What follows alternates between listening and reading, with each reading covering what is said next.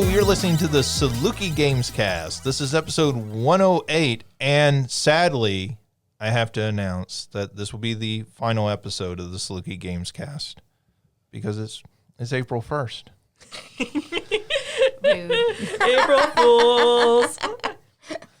My name is Justin Young, the king of comedy, as you can tell. Joining me, as always, are Alicia Utecht, Christina Ivey, and Mario Sanders. How are all of you doing? It's a gorgeous day outside. The sun is shining. I'm okay.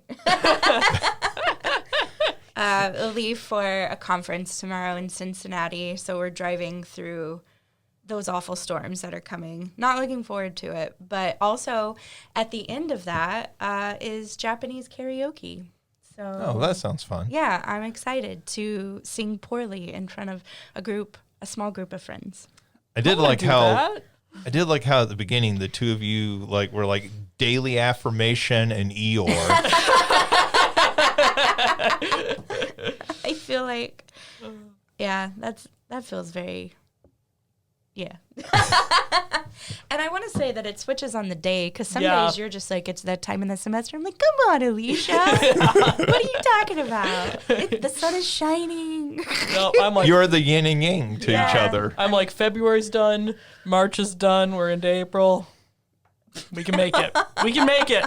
I don't know. April's my busiest month, so I feel like April's going to kill me. Oh, in 3 days I might feel differently, but today I feel like we can make it. And maybe that's my April Fool on myself, but This is you. not nearly as bad. When I was at Trine, we had the mayor declare April the Humanities and Communication Month for our department. And we had events going on almost every single day of the month. dang. And that month just about killed me. Yeah. Yeah. keeping up Especially with like at everything. the end of the spring semester. Yeah. Like I have a lot of 101 students, say, oh, what am I doing wrong? Like students have stopped coming to class. I'm like, it's after spring break. Like you're ready at that point to not be here. Yeah, I mean, we were doing Playing for Pets was going on, and then we were also doing I was doing the film series. We had a professor who put on an environmental event. I forgot the exact name, green. It was tied into Earth Day, but I forgot what she called it exactly. And then we had a Frankenstein event going on because it was the 200th anniversary of the publication of Frankenstein. Okay, that's cool. Yeah. And then we had, let's see, there were 2 or 3 other things going on. And it was just I'll have to show you the brochure. I have one at home. But just by the end of that month, I was I'm done. I can't do any more. So that is always my mindset come April. There's going to be a billion things going on. Yeah. Mario, how are you doing? I'm doing pretty fine. Well, speaking of things in April and new with Mario, we should note that you are the new host of a podcast. That's true. I don't know what else to say than that. Yeah. You could plug your new podcast. So I guess it must have been fall of 21, spring of 22. Justin had started the Communication Studies podcast here at SIU. And most episodes, I think pretty much every episode, featured a person from the department talking about their sort of journey to communication studies, what brought them to SIU. And before I had got here, it was a podcast I listened to, I think, pretty much every episode, just to get kind of a feel for the department and the school and all that sort of stuff. And so it's a podcast I had a lot of appreciation for. And I know Justin had told me that he kind of had to drop it, just gets busy as everything does. And so it's one that I've wanted to bring back for a while. And so 2 weeks ago, we did our first episode where I had Justin on as a guest. It only felt appropriate that he be the first person interviewed. And we're going to do our second episode later this week. I'll be interviewing Sean Malding, who's a PhD student here. He just finished up his performance, Till Death Do Us Part, in the Kleinau. And so we'll do an episode talking about the show and, his approach to performance and performance studies and, all that went into it. And so I think I'll probably try and stick with like an every other week schedule. But there are a number of people in the nearly 3 years, I guess 2.5 years from the last episode to the reboot episode, who are newly here or people who are in new positions. And so, that's what will be working on over the rest of the semester, really. Nice.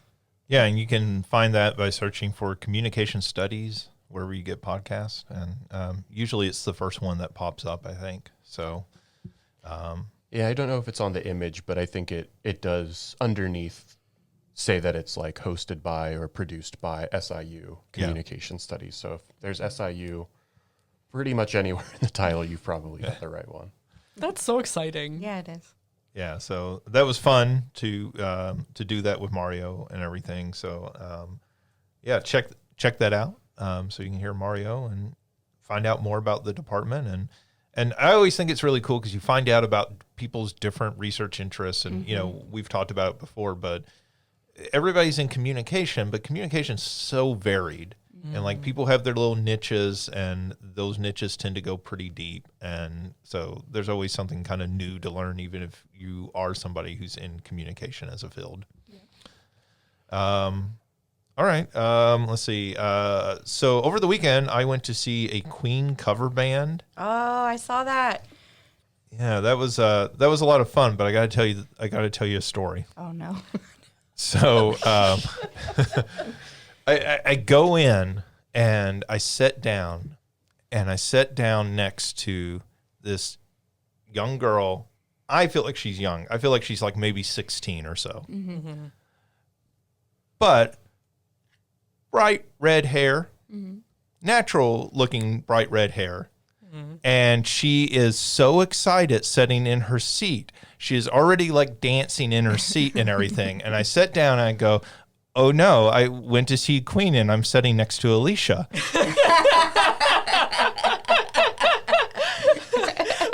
But wait.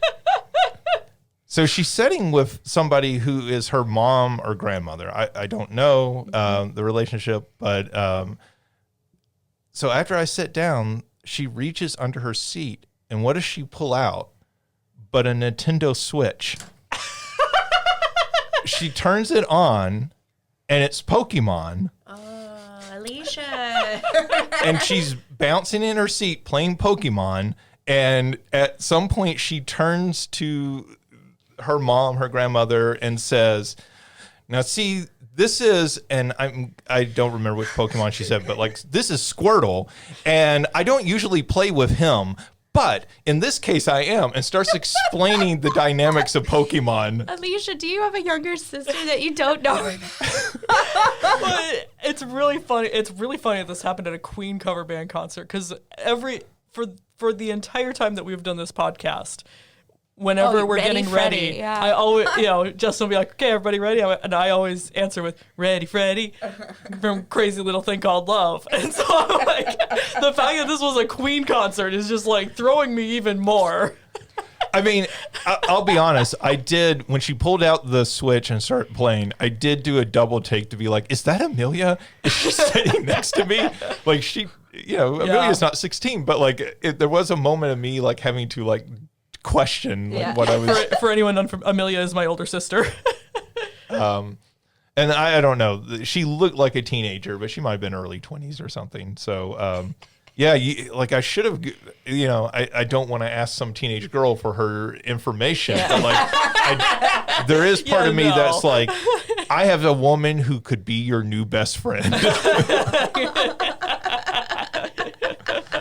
Oh, that's awesome. So that was a very humorous beginning to that concert and everything. But the concert was very good, very entertaining. So, but that wasn't the at least highlight for this podcast of it. That's amazing. 10 out of 10. Yeah, that was a friend of mine, Maggie. Her wife's birthday was this past weekend, and that's what she really wanted to do.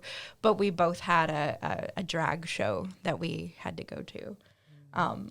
So Maggie bought her, instead of tickets to that, bought her tickets to the Golden Girls Live or something that's coming up in a month or so. Right. I've Yeah. seen that. That's in Paducah, right? Yeah. Mm-hmm. Yeah. All right. Well, we have a lot to talk about, so why don't we move on to what we've been playing? Alicia, what have you been playing? I have still just not even had time for anything, so I'm just still playing the Cat's Mansion merge game and Pokemon TCG Pocket. They did introduce in TCG Pocket ranked matches now. I haven't really dived into that, but I'm excited to kind of play with that because I'm hoping that makes... So what they've done before is they've done like different challenges for emblems. So, you know, sometimes it'll be like win 45 battles, but then sometimes it'll be like win 5 in a row.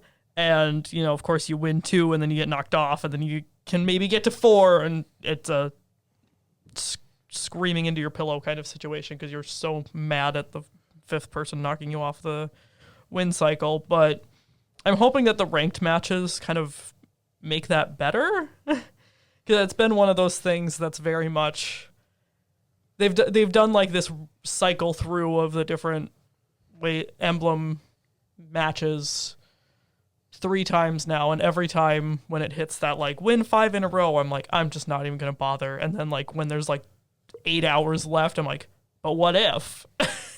And then it consumes 8 hours of my life.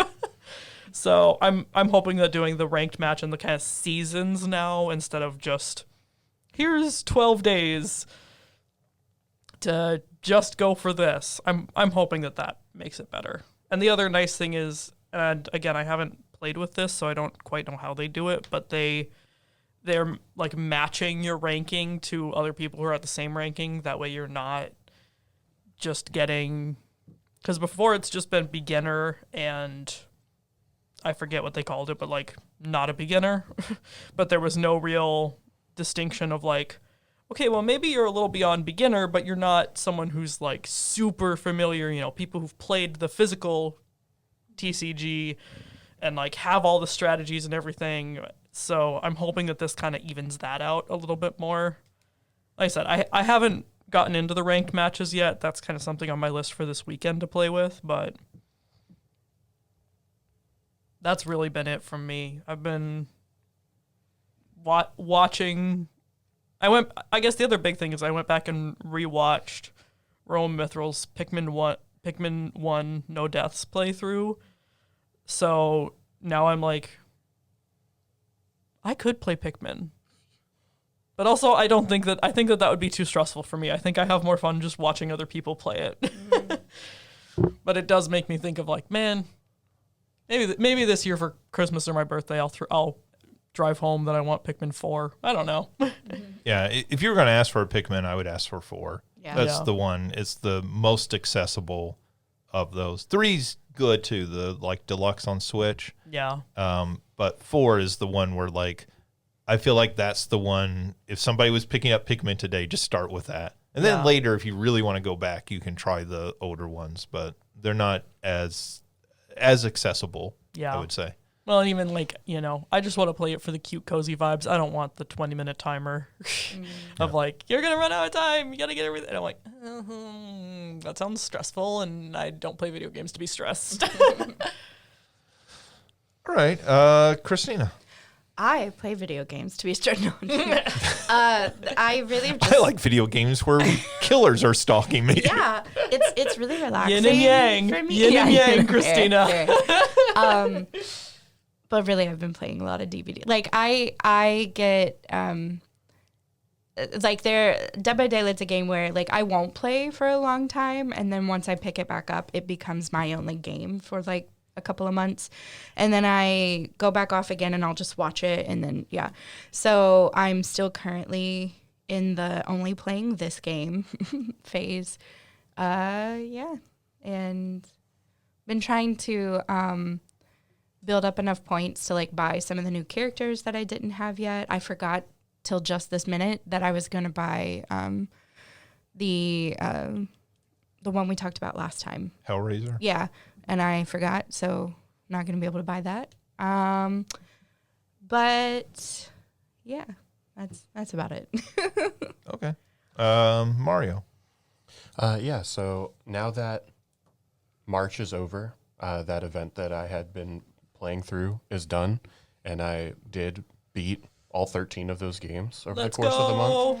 I'm not going to talk about all 13 of them, but one that I definitely want to talk about was Scourge Hive, which was I guess, released both for the Game Boy Advance and the DS, and it is very much a Metroid-inspired game. You're a bounty hunter doing bounty hunter things in space. And I was definitely interested to see how it played. I think for an event like the one that it was for, it's probably too long. Like I think in the future I wouldn't want a game that's quite that long. It was probably about 9 to 11 hours. I think it took one friend about 11 hours. I think it took me a little bit over 9. So and I got to watch him play at least some of it, so I didn't have to, struggle, especially with the final boss. But And that's pretty long, like compared to the classic Metroids. absolutely, Yeah. especially like in a previous year I had Metroid Fusion, and I think that's like a 5 to 6 hour game. Yeah. So 9 to 10, it's one of those things that it probably could be shortened. You could take out like one of the like worlds. You essentially transport yourself to like these different like biomes essentially. And you could probably take out one of those and, make it like a third shorter to that like 6-7 hour mark. And I think it would be even better. But yeah, it's really good. I think one of the things that I was most impressed by, so as you go through the game, there's a percentage counter. You are like constantly becoming more and more infected as you are moving through the world. And so it is Metroid Fusion. yeah, I mean, but it's like constant in the sense that it is counting from 1 to 100%. And once it reaches 100%, you will just gradually lose life, like pretty quick. And I think the thing, I think as I was playing through the game early, I was like, oh, this is going to be such a nuisance because you're going to like get so far, reach a high percentage, and then have to go back and heal. And then you're going to have to like go through it again. And I figured it's just like, oh, this is going to be so repetitive. But I think what I was so impressed by is the way that they spaced out all of these like heal ports were like almost perfect with how that timer counted up. I think it was one of those things that I hit 100% sometimes, but it was probably pretty consistent. Like I'm between like 65 and 80% when I would hit the next one, like in my progression of, it's not a dungeon, but for lack of a better term, like, and so it was just like, they were spaced out so well. And I think that's one of the more impressive aspects of that game, because that was one where I was like, oh, that could have just been like truly miserable, where you are, Yeah. especially like, yes, they're spaced out in a particular way, but obviously you have to take into consideration you're figuring out the puzzle in like all the rooms, or like navigating those rooms and fighting a bunch of enemies. And not every room, but most rooms would have like a key card that you would have to pick up, because you'd hit a wall that said, okay, you need 6 key cards to open up this door. And so you would get 6 key cards just like normally as you would before you would get there. And so if you missed one, you'd have to go back. And so there was a lot of like navigation and exploration of those rooms. You couldn't kind of just like beeline through each of them. And so, like I said, I was really impressed with the way that that was spaced out. It was really well done. That's really interesting as a Game Boy Advance game, because obviously like the sort of granddaddy of Metroidvanias on there is Circle of the Moon, right? Yeah. Like that was a launch game, or right around launch with the Game Boy Advance. And that game is sort of notorious for the save spots at times being like really badly spaced out. Yeah. I think, who was that? Konami, with I never played Harmony of Dissonance, but certainly Aria of Sorrow. I think they did a lot better job with spacing out those save rooms, and that's essentially how these rooms worked as well. They healed you, they reduced that infection counter, and that was where you saved the game as well. And so, there were other parts of the game that I was like, I think if I wasn't playing it under a time crunch of like trying to finish it over the course of the month along with all of these other games, I probably would have appreciated more. But the other thing that it does is it essentially does a sort of rock, paper, scissors with the enemies in the game and like the different types of weapons that you have. So you have like... So it's Pokemon. Sort of. You've got like these like mechanical enemies that like the electric shot is... essentially super effective against, but the fire shot is weak against. You've got these biological enemies that like, I don't know what the third one would be called, but like the fire shot was really strong against, but the other one powered them up. And then you had this third type of enemy that whatever that third shot was super effective against, and the electric shot. And I think it was one of those things that there was really like no point in the game outside of the very, very beginning where you're only fighting one type of enemy. Every room would have all the different types. So you are like constantly changing between the weapons types. And so I think if you were playing it more methodically, you could definitely like, okay, what is the best like strategy in terms of like which enemy should I take out first? You know, how am I like balancing this these different weapons types? Because you have a basic shot, but by the time I had picked up those other weapons, I was like never using the basic shot. And so like I said, I think it does a lot of really interesting things. I had looked up that company and they released 2 other games.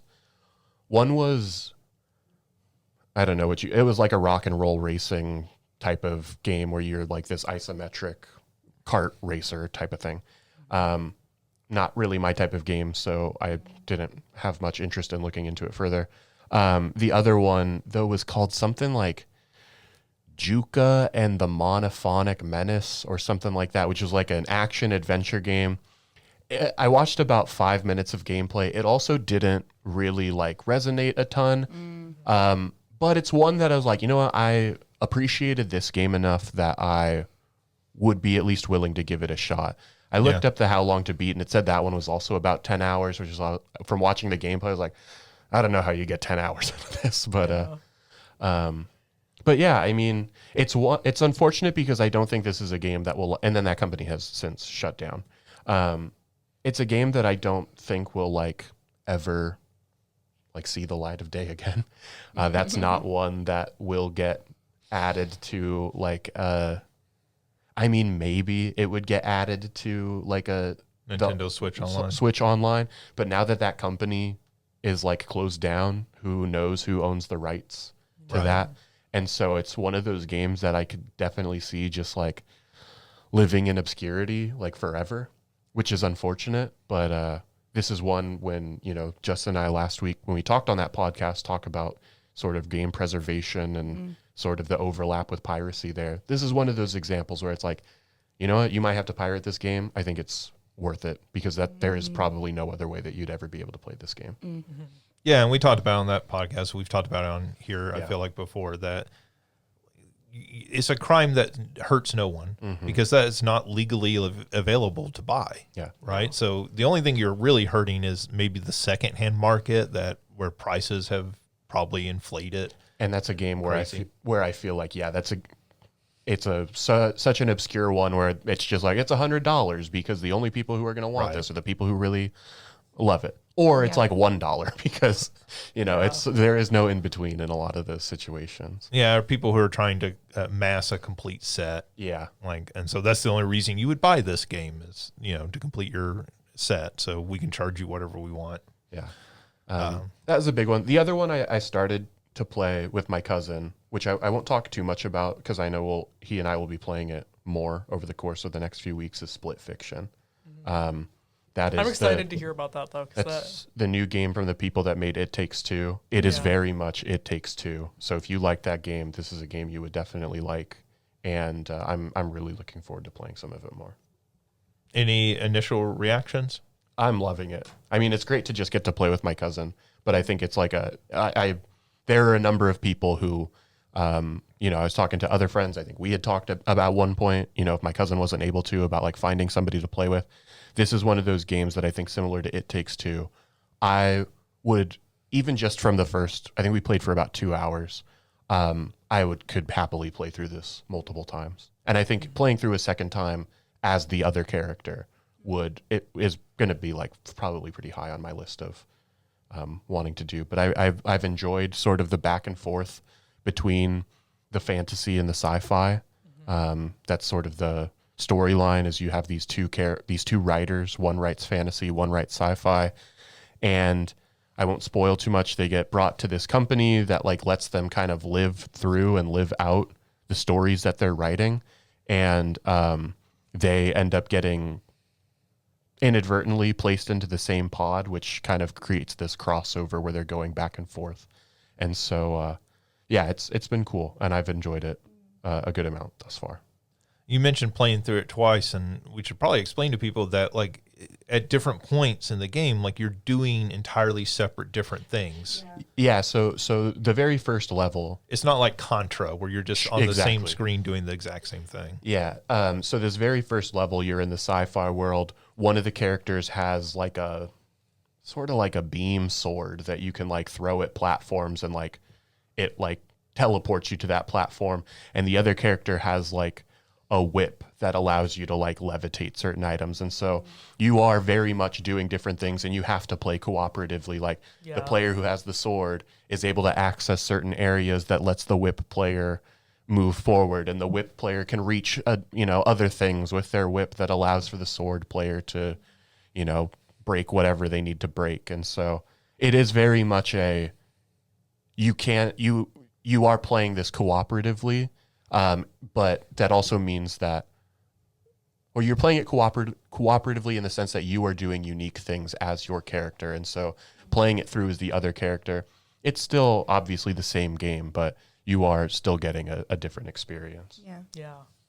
Yeah, it looks It looks really cool. yeah, I'll it's say I'm very, very cool. I'm really excited to hear how this one is, because this is the one for like It Takes Two. The storyline for me is like too much. I have no capability, but this one I'm like, I would love to sit down and play this with my sister. I was about to say this. It looks like a You and Amelia game. Yeah.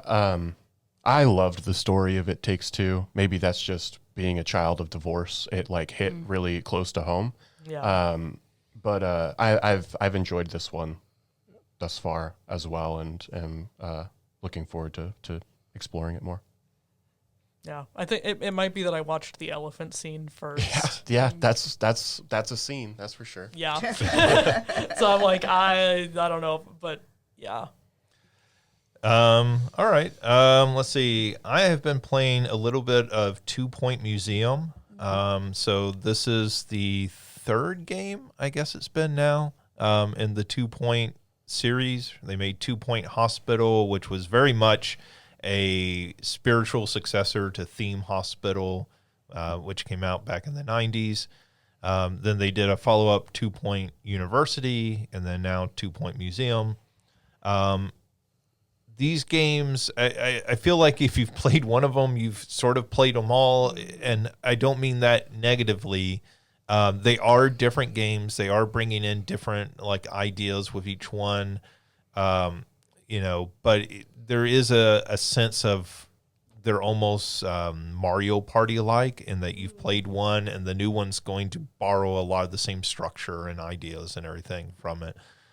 So this one is you running various different types of museums. I think that it is, as a strategy game, as a sort of management simulator type game, is an awful lot of fun. You are building the layout to your museum, and you're deciding, okay, where are we going to set the gift shop? Where are we going to set up this? How big is this exhibit going to be? What exhibit are we going to put here? But a lot of it really comes down into like setting up the logistics of the building more than anything, right? Making sure that there's a natural flow, making sure that you have enough security people or enough people, running the front desk and balancing all that out. I just think what these games do really well is they add a whole lot of personality to them. And so when you're building out the museum and everything, everything's very, like 2 Point Hospital was, okay, you're running a hospital, but it's very comical. This is not like trying to be realistic like ER or something. It's Scrubs. Well, even like beyond that, right? This is more like Looney Tunes does medicine, right? Okay. So, like all the machinery that you're buying is very comical. It looks almost like out of a Rube Goldberg like painting or something. And so, this continues that tradition. And so a lot of the appeal of the game to me is like discovering those new exhibits, discovering those new actions and everything that you can take. But like, they're just very like well-made games. And I mean, there's not a whole lot more to say about them. This does improve the interface a little. I feel like each new version, they like do some tweaks to make the interface a little bit better. But if you like those previous games or just the idea of like, building your own museum, like I think this is a easy to recommend game. Maybe not for real little kids because it's maybe a little, maybe too complex for them, but certainly this is sort of game, I was playing at 10 or 12 years old with like SimCity. Yeah. Right. Like, so this is very much at that level. If a kid can understand SimCity, they can understand the mechanics of this. So I would recommend it. It's not amazing because it's not breaking huge new ground in the way that 2 Point Hospital sort of did. Yeah. All right. Let's see. Before we move on to the news, I feel like we need to encounter or engage with one of our junk food taste test again. We need like a music cue for this. Yeah, I'll have to find like special music to play over this. Is there royalty-free covers of Post Malone? No. I mean, I feel like Post Malone is like royalty-free music, so at some level. There's a reason I'm specifically asking about Post Malone for our listeners. Christina, you brought in these Post Malone Oreos? I did. So since I was the one that brought in the Coke Oreos. That'll be Coca-Cola Oreos. Yeah. Oh, yeah. Since we're talking about Post Malone here. Yeah. Yes. And when I saw these, like, I think there was like a YouTube commercial or something. I was like, oh, that's the next one I need to bring in. I saw that they were at Walmart, and I started to get someone with my grocery order, and they were like, oh, we have to, this will be delivered. And I was like, no, it will not. And then I was in Five Below, and I saw it in Five Below. So I'm saying that also because sometimes Five Below, the candy, like the snacks have been up there for a while. And so if it tastes funky, it may not be Post Malone, although, I feel like these are relatively new. Yeah. That they can't be too old. So These aren't 2 or 3 years old. No. I was gonna say it's popular enough that Walmart didn't have it in stock. Yeah, and I can see that you can pull here, but hey. How many degrees does it take to open a package of Oreos? Obviously not however many I have. Okay. Well, combined, is your 2 fair. degrees, Yeah. like, was that God. 5 degrees? It's just very... I've got 4 on my own. very caramelly smelling. Yeah. It's supposed to be, it's like a swirl of... Oh, wow. Yeah, right? It's got a smell. Of salted caramel and then shortbread. Yeah. Yeah, take a whiff of that. Like, Man, that opens up your sinuses. Okay. It's like when people are like drinking wine and all of you monsters just bit straight into the cookie without breaking it apart. And I am Because I wanted the whole offended. experience, Alicia. What I was thinking of is, why aren't y'all like biting into the microphone? We need to ASMR the people. I did my first bite, but okay. I don't want to chew into it. Mario is very dramatically like far away from the mic. Well, Mario is classier than us. Okay, fair. I will buy them. They teach manners on the West Coast. Honestly, it's not that bad. Those are very sweet. Yeah, I think I could only eat like one more and not go into like some kind of shock. But they're better than the Coca-Cola ones. Yes, I will give it that. Yeah. I think the thing that's disappointing about these is there's like an urge to dip a regular Oreo in milk. Yes. Right? Yes. And I yeah. don't get that. I don't know how these would do with that. Fair. There's something, I don't know, the caramel or They do make all me the other thirsty, things. though. And so, I'll say. oh, sure. Yeah. Definitely. You're definitely going to want to drink like a gallon of water after consuming. Yeah. Definitely two of them. I like one the of them. shortbread. I'll say. They remind me of a Twix. Yeah. Right? It's got Yeah. the cookie crunch and Yeah. the caramel. Yeah. So like there is very much a Twix sort of, Yeah. which I think is kind of ties into the sweetness. Like Yeah. I can eat maybe one or two, but that's probably about it in a Yeah. sitting. What's interesting is like, it's like they knew the cookie was sweet, and so they were like, well, we're gonna put a lot of salt in the salty caramel, so that's why I'm so thirsty. But it still didn't do anything for the sweetness. Somehow that scent got stronger as it got pulled further away. Yeah. Like, it just like wafted. It's like, whoa. Yeah, they do have a really strong scent when Yeah, you they open do. them. And it's not bad, but No. It's just it does strong. punch you in the face. I mean, honestly, everything we've said kind of describes Post Malone's music to me. So good job, Oreo. I mean, It's got a very strong scent. he was definitely in the food science labs making this. Oh, yeah, I think yeah, you yeah, should yeah. be thanking him personally. Yeah, the little white lab coat on. Exactly. He had a couple of beakers. He was pouring liquids back and forth between. He looked like the Beekman from Beekman's World scientist kind of thing. I thought you Oh, were going to say Beaker from the Muppets. That's what I thought you were going as well. Honestly, both and like I mean, that's all the same vibe. I mean, I think Beaker looks like more realistic than Post Malone at this point. yeah, but definitely a Beekman because honestly, that show felt like people were high trying to make a Bill Nye anyway. So, yeah, it feels very, very on brand. some people may not know what show you're talking about. Beekman's no World. idea. I've never heard of this. Oh God, It's feel one that maybe so I've seen it. Old. Like, if I saw it, I'd be like, Basically- oh, okay. I feel like that was early 90s. Was it? Oh shit. Yeah, I'm old.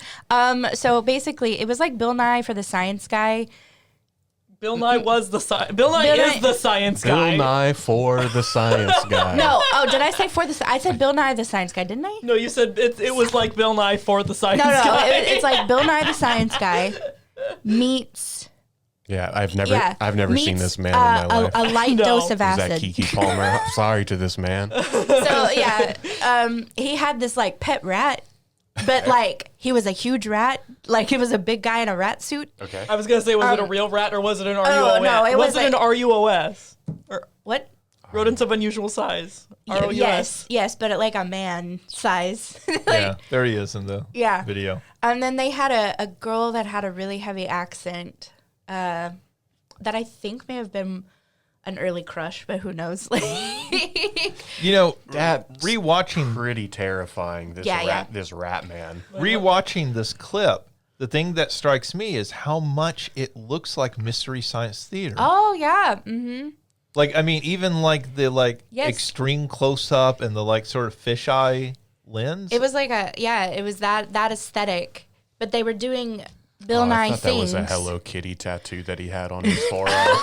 But I do. It It's says not. mom, I think. But it is like when it's I mean- small, it does. It kind of looks like it. Oh. But I like that they I also just. cannot blame your crush. I can't either. There's a Justin just showed a picture of her not in her getup, and good job, Christina, little Christina. Good job. Good job, Christina. You didn't contribute anything to that. I knew Good job, her. I knew she was pretty. Like, Young Christina had decent taste. yes, Okay. she did. Good Okay. I didn't see the picture, but I'll take everybody else's word for Trust. Her name is Alana Ubach. She played Judge Janine Pirro in the Fox News movie Bombshell.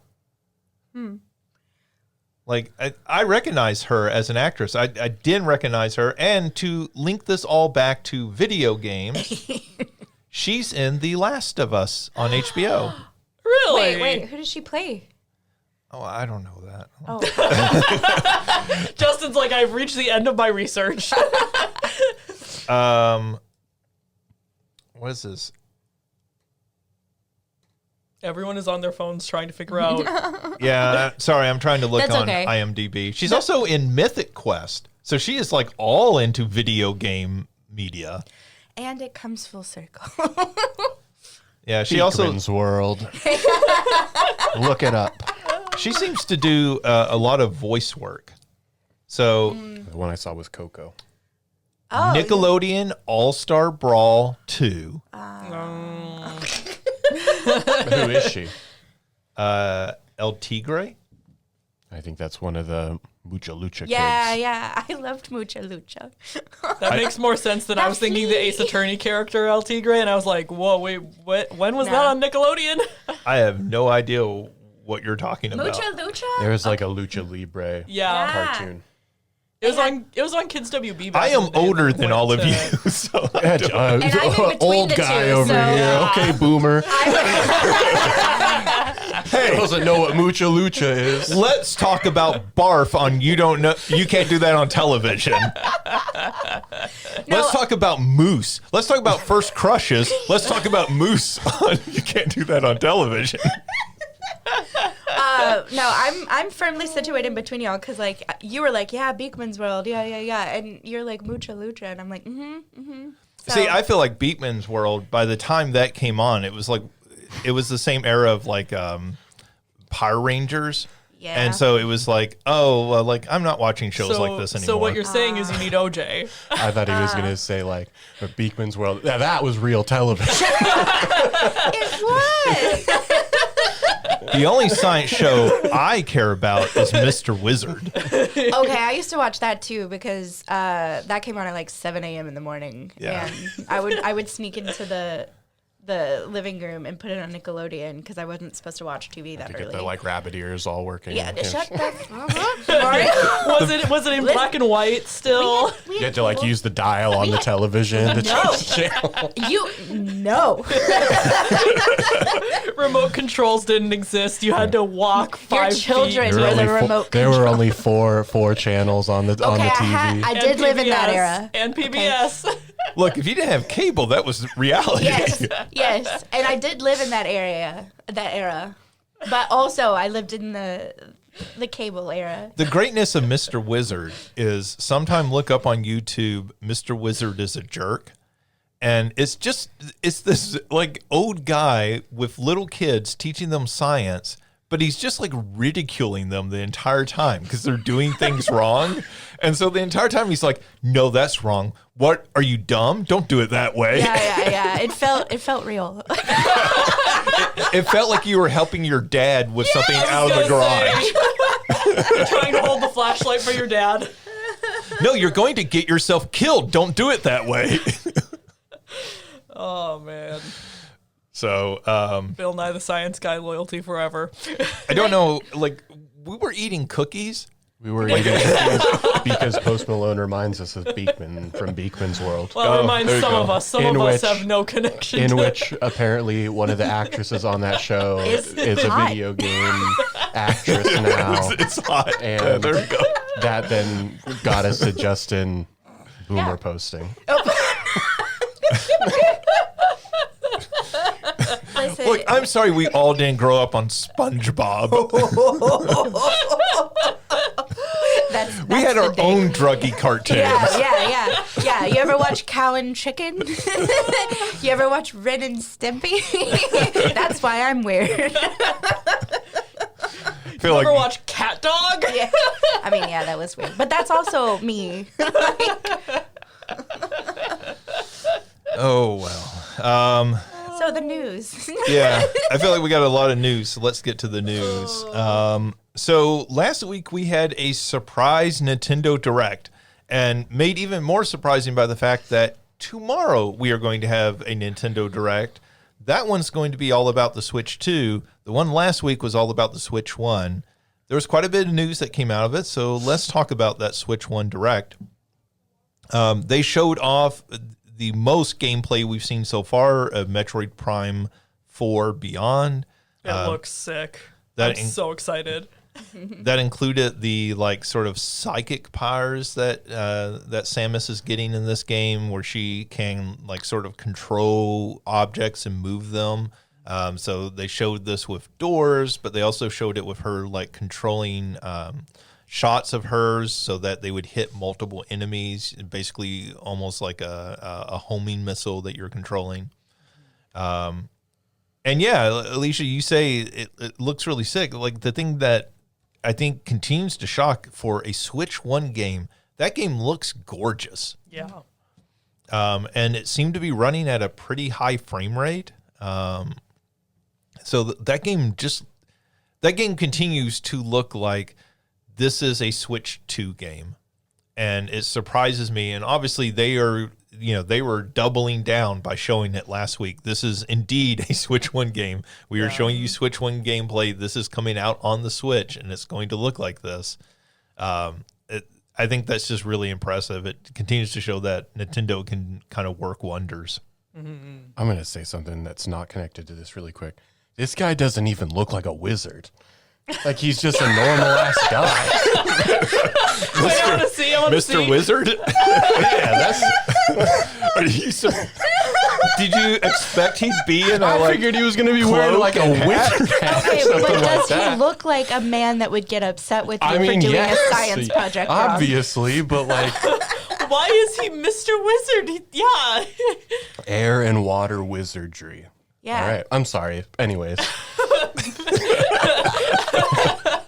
Psychic power. Wizards can like do the connection. No, there was no connection there. I was just like, I got to look this up really quick.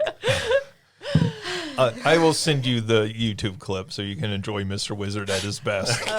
Like berating Christina's looking children. it up right now to send it to the group chat. But yeah, Yeah. like that Metroid Prime, like I love the first Metroid Prime. I've talked about on this podcast before. I think that's one of not just a great GameCube game. I think it's one of the best video games ever made. And Prime 2 and 3, like I never played 3, but 2 didn't quite 100% capture that same feeling. So I like the environment of this, that sort of lush jungle environment that they're showcasing and everything. So I'm really excited for it. There is, okay, Christina is like texting us stuff. I told you what I was doing. But like one of the things that, there is speculation with this game that, okay, you have what is a big blockbuster level caliber title. You are announcing it, and showcasing this a week before the Switch. You're not giving us a release date. There's a lot of speculation that this might be their cross-generation title in the way they've done with Zelda the past 2 generations. I was gonna say this is gonna be Breath of the Wild was for Switch and Wii U. Right, and that we might get an enhanced version of this, even announced tomorrow. That at tomorrow's show they may announce, hey, on the Switch 2, you're going to get like a 4K resolution, 60 frames a second, or whatever it might be, some sort of enhancements that would make it worthy of playing on the Switch 2. I'm really surprised we didn't get an announcement for a 2 and 3 remake, or even just a bundle. Because there was that Metroid Prime Trilogy bundle on Wii U, and obviously they did the remake of 1. And so I am, a bit surprised that we didn't get Maybe an we will announcement. tomorrow. It's possible, but I guess I would think that they would want to put that on a regular Switch as well. Yeah. Which isn't to say that they can't say that this won't be on both of them, but I was gonna say might be. Yeah, I think the Announced thing tomorrow that's shocking about that is that's been rumored to have been not only just in the works, but finished. We talk a lot about that Nintendo sits on games. Like they'll finish a game, a remake of a game, and sit on it for a year or more. And there are rumors that they've been sitting on completed remakes of 2 and 3, or maybe not full remakes like they did with 1. Maybe it would be more of a sort of remaster of 2 and 3, and they would release together as a package. But that's been done for a while. And it's possible that we could, and I could see maybe they like stagger those releases. Like we'll put, I guess if Prime 4 is going to be like a launch title it would be hard to stagger them too much. But, Yeah. you know, you could still have one release in, I don't know, April, or it's because I think actually you could just have it released tomorrow because Yeah. Yeah. the first one came out I think that same day that it got announced. Yeah. And then- maybe that's part of it is like you can play the bundle on both. And then look also the 4 that's going to be coming out will be available on both. I mean, I would certainly like to see that. I mean, that's a lot of video games to like ask somebody like, hey, if you've never played 1 through 3, you should need to play those before you play number 4. I know that's not really how a lot of them work, but Yeah. you do have those people It's who nice to would have want the, to do that because I'll I'm say it's one nice of to have those the people. option. Yeah. Yeah, a lot of people are completionists. Yeah. So, yeah, that was one of the weird things. Like, if you're talking about Metroid Prime 4, like, announce 2 and 3, but Nintendo does weird stuff. Also, Nintendo supposedly has ports of those Wind Waker and Twilight Princess remakes yeah. that they did on the Wii U. Supposedly, those ports have been done for over a year at least, Yeah. and they've just been sitting on them. That's what I was going to talk about later for Yeah, same. Well, not to blow all that, we Spoilers. can talk about it later. spoilers. They also showcase Marvel Cosmic Invasion. So this is a 2D side-scroller beat-em-up that seems to be taking very heavily from the X-Men arcade game and the Captain America and the Avengers arcade beat-em-up games. This is coming from the team behind the Ninja Turtles Shredder's Revenge. Also the publisher of Streets of Rage 4. I'm really excited for this. In the same way that I was really excited for Shredder's Revenge. I actually really like that game. You know, we played that at Playing for Pets. It's a very pick up and play accessible game with friends who don't play a lot of video games, because it is very much a throwback to those 90s arcade games, the Simpsons arcade game and those sorts of titles. And this one looks like a lot of fun. I mean, it's got some of the X-Men characters, but it also has, you know, Captain America and Spider-Man and Venom. Spider-Man, yeah.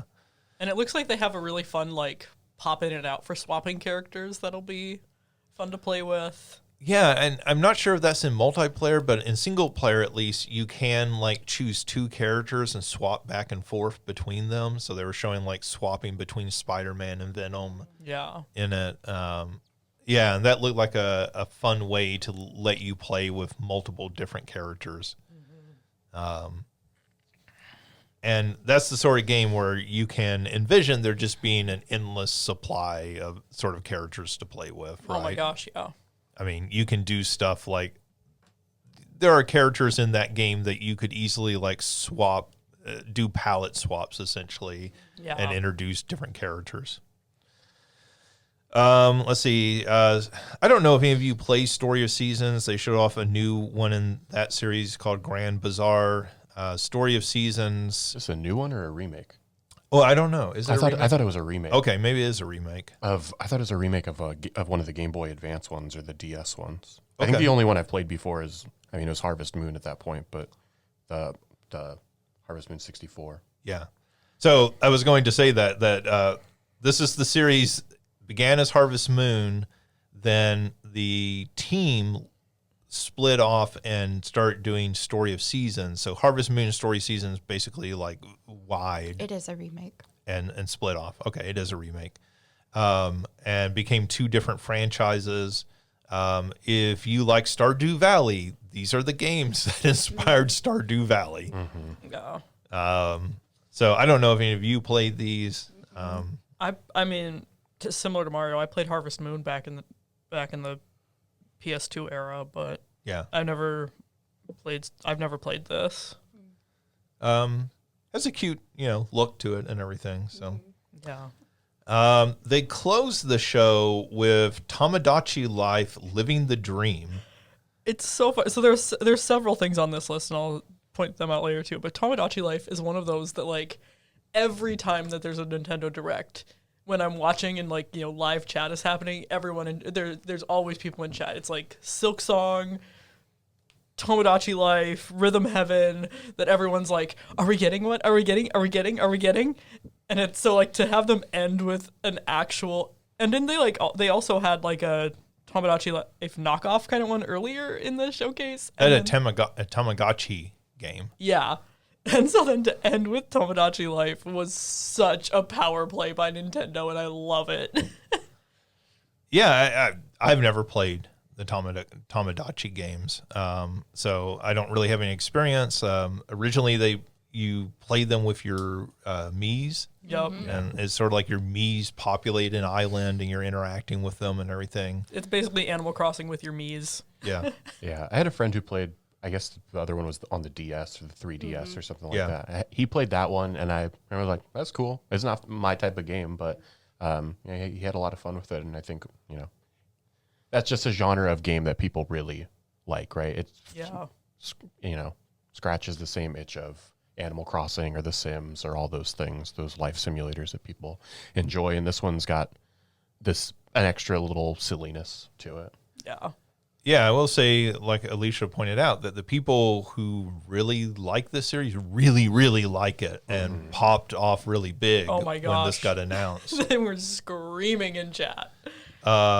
And so I think the most surprising thing for this was they announced it as a 2026 title. So this is Nintendo saying, hey, we're going to be releasing original games on the Switch into 2026. Original first party titles. We can talk about this a little later more when we talk about the Switch 2, but I think one of the things, and we'll point out, we can go ahead and say Rhythm Heaven also got announced, Rhythm Heaven Groove. Which, again, people were blowing up in chat. That also got announced for 2026. So it very much feels like Nintendo is going to continue to make games on the Switch because the Switch 2 is backwards compatible.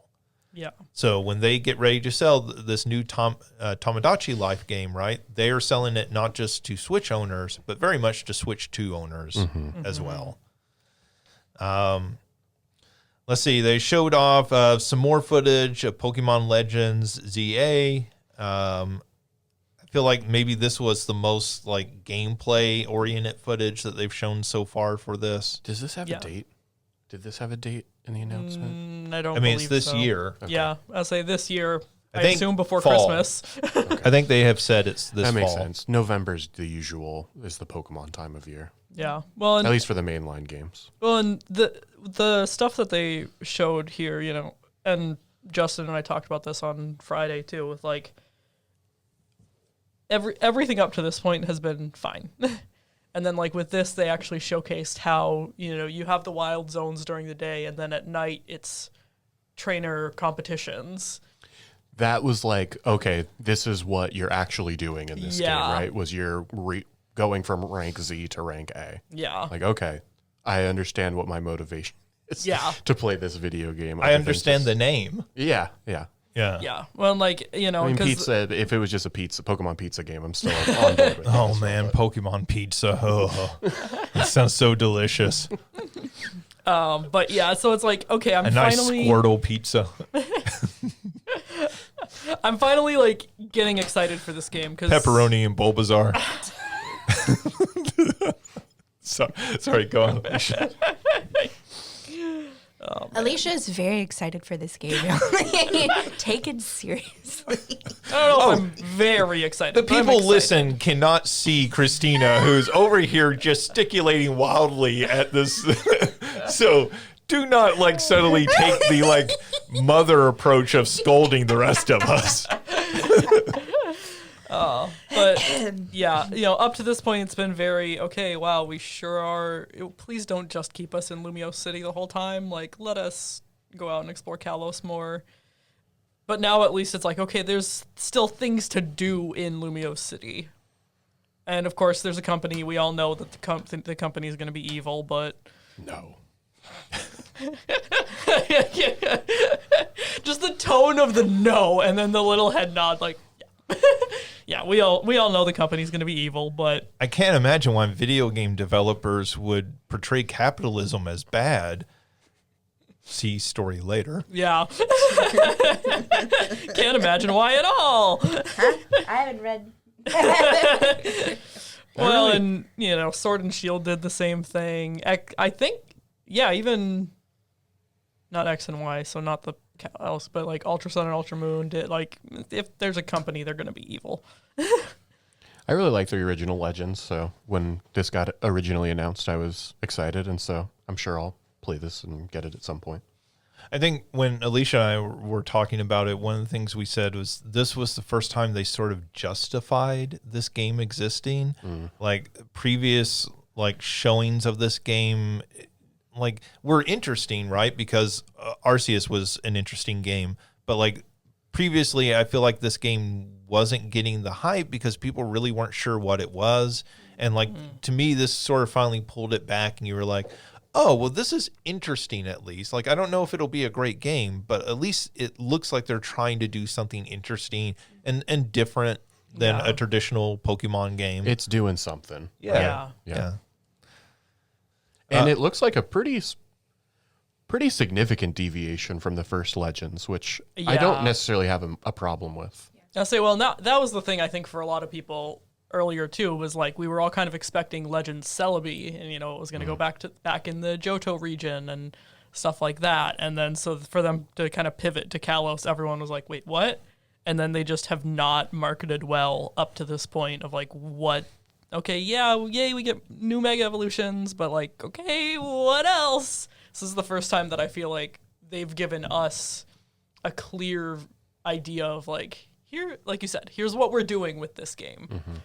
It up to this point reminds me an awful lot of that last 3D Sonic game, Frontiers. Yeah, and that its early marketing I also felt was really bad. Yeah. Because it didn't quite explain to you what that game was. And it wasn't until very late in the marketing cycle where I started to feel like at least that I understood more what that game was going to be. Yeah. And I feel like the same thing with this. Now, like obviously, Alicia, you really like Frontiers. Lots of other people did too. It ended up being kind of a surprise to people, I feel like. And so, I think this might do the same thing for Pokemon. Well, and I think Frontiers saw the negative reaction and did a pivot to like show people like, no, like this is versus this. I think is just. I think the Nintendo approach is it's early. We don't want to let too much out, rather than like. We need to cards close. Yeah. But I definitely agree that like the marketing up to this point has not been fantastic. And so it's nice to see like as we keep going how they are kind of opening up more and being like, here's what we're doing. Also, I feel like Nintendo may be the worst company in video games at pivoting. Yes. Like Nintendo is very much set in their mind what they're going to do, and until it's an utter disaster like the Wii U, and then we get the Switch 2 instead of the Switch X or something. Like they obviously learned their lesson from that. We're just going to title it straightforward Switch 2. There can be no confusion about what this is. But until it blows up in their face, I feel like Nintendo doesn't pivot. Yeah. Right.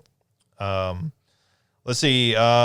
Also shown off was Rhythm Heaven Groove. As noted earlier, this is also coming out in 2026.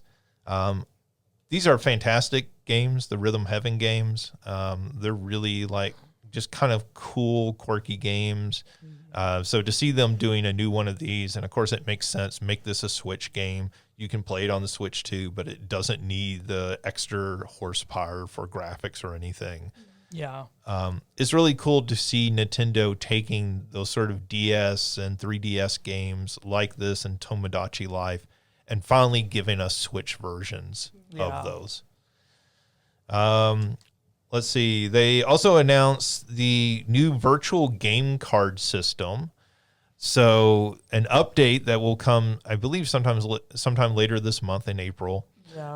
Is going to turn all of your digital games on your Switch into virtual game cards that you will be able to lend out to somebody else for 2 weeks at a time. Somebody else in your family plan unit. You can't just lend it out to anybody. They have to be connected to your account. I don't think that's right. I think you can do it to people who aren't in your family group. I think you just had to be on like the same network. Like you had to have that could be same network is what I was thinking maybe. Yeah. And even with the family, the very first time you like send something to them, you have to be in like whatever the local proximity is. Okay. But I think you can send it out generally as long as you're in that local vicinity. Yeah, you have. Oh, But okay.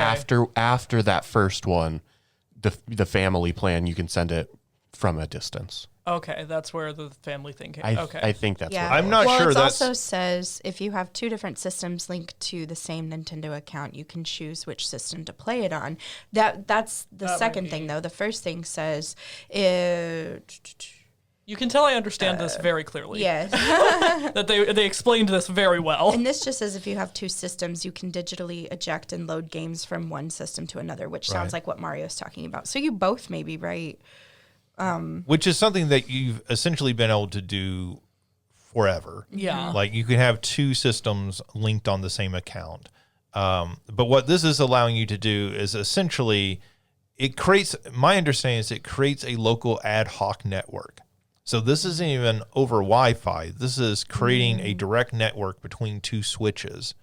And what you do is you lend out that game card to somebody else, and then they have it for a 2-week period. At the end of that 2-week period, the game is essentially deactivated on their system, and then you have access to that game again. Yeah. But like you have to be locally connected. So you can't lend out a game to a family member that's in New York State. You would have to be in the same. I think the family member can be outside of the local because this says lend games to members of your Nintendo account family group. And that's where you can lend it like over. Oh no, it does say via local wireless. I want to say for the family one at the very first time you had to be on a local connection, but then Gotcha. like I said, afterwards I think that you didn't have to be. So like if I go home this summer, I could loan one to my sister, and then And she could in turn loan you one. and then I moving go off forward, I to- think you could loan them still. That's how I understood it. I don't Yeah. know if They'll- that's fully They'll accurate, definitely but have to come because even honestly, this feels like it's and by this I mean the Nintendo page for it feels like it's not 100% clear. Well, 'Cause- so I think part of the confusion here is part of what they're doing is they're keeping essentially the current system, and you can still use the current system. So the current system is if you have two switches, you can designate one as your primary switch. Then you can have a secondary switch, but that secondary switch will have to check in to validate the games as part of that library, right? So Yeah. it'll have to have Wi-Fi. So like if you had a primary switch and then you had a kid who was going off to summer camp and they're going to be there all summer and didn't have access to Wi-Fi, right? Then they may not be able to re-authenticate those games. Yeah. And so part of what this 2-week thing, my understanding is what it's doing is you don't have to re-authenticate during that 2 weeks. Yeah. Okay. So if your Okay. kid was going off to summer camp for a week, you could loan them a game and they could play it that entire time for that 2-week or 1 or 2 week period. And they would not have to re-authenticate that game because it's using it Okay. as it's doing it based on the clock, the timing and everything. Gotcha. But this is confusing. Yeah. And really confusing. It's obviously confusing to us, to the people who are listening. It's also a lot of confusion online that I've read. I feel like this is a step in the right direction, Yeah. but I feel like they're going to, what they really need is I need a chart Yeah. where it just says, here's how this works, Yeah. right? Yeah. And I feel like Steam with their family plan makes this a whole lot easier Yeah. to understand. And I'll give Nintendo credit here. This feels like a mammoth step forward for Nintendo. For sure. And I think this makes a whole lot of sense with the launch of the Switch 2 because right now, a lot of families I know own two Switches because there's like the parent Switch and there's the kid Switch, or the two kids have a Switch, right? And so they're already doing this. But when the Switch 2 comes out, there's a good chance a lot of families are going to have two Switches in the household. They'll have a Switch 2 and a Switch 1, right? So you really need a way for those families to share games as more and more people are buying their games digitally. Yeah. Yeah. And like I think Nintendo with the family plan and with making you have to be local when you share the games, I think is very much their way of saying, hey, you can't get your 7 friends that you went to college with and they're all over the country and you can't just like buy one copy of a game and you all play it. Like they're trying to limit that, right? But at the same time, they're trying to say, sorry, that's my family plan. well, I mean, it's what so many people did with like Xbox Live, Sure. right? Like subscribing to that. So yeah, I mean, I think they're keenly aware of that. They're trying to prevent that, but at the same time, they're trying to make it so, you have a kid and you go out and buy the new Mario Kart and they want to play the new Mario Kart. You can just give it to them for 2 weeks, let them play it in the way that you would a physical cartridge. Right. Yep. And I think that's great. Yeah. Yeah. I just wish it was less confusing. Yeah. Yeah. Yeah. It's their heart's in the right place with it. They just need to work out some confusing parts. Make a chart. Yeah. Let's see. They showed off, we already knew about this, but they did show off more gameplay of Dragon Quest 1 and 2 HD 2D remake.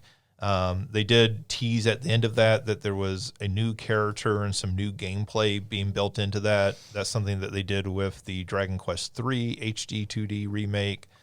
I'm excited about this. I really love the first Dragon Quest game. I think OJ and I have talked about this, that we both got that game through Nintendo Power as kids. I feel like everyone of our generation got that game through Nintendo Power because they offered that promotion, like subscribe to Nintendo Power and we'll give you a free video game, which was amazing at that time of a deal. Shoot, that'd be amazing today. Yeah. And so, I have very fond memories of that game. Of it wasn't the first role-playing game I played, but it certainly helped get me into Japanese style role-playing games a lot more.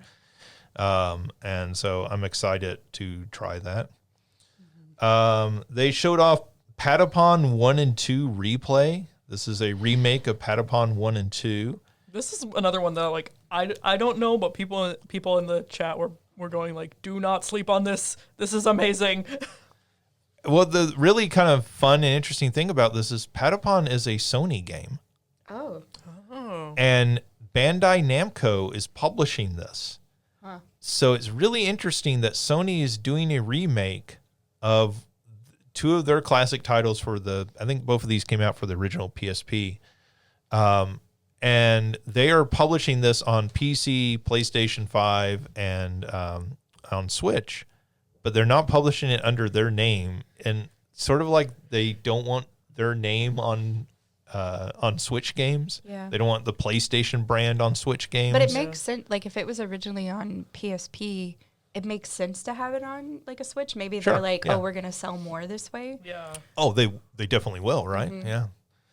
I mean, this is, we've talked a lot about Microsoft doing this. Obviously, this is becoming more the norm.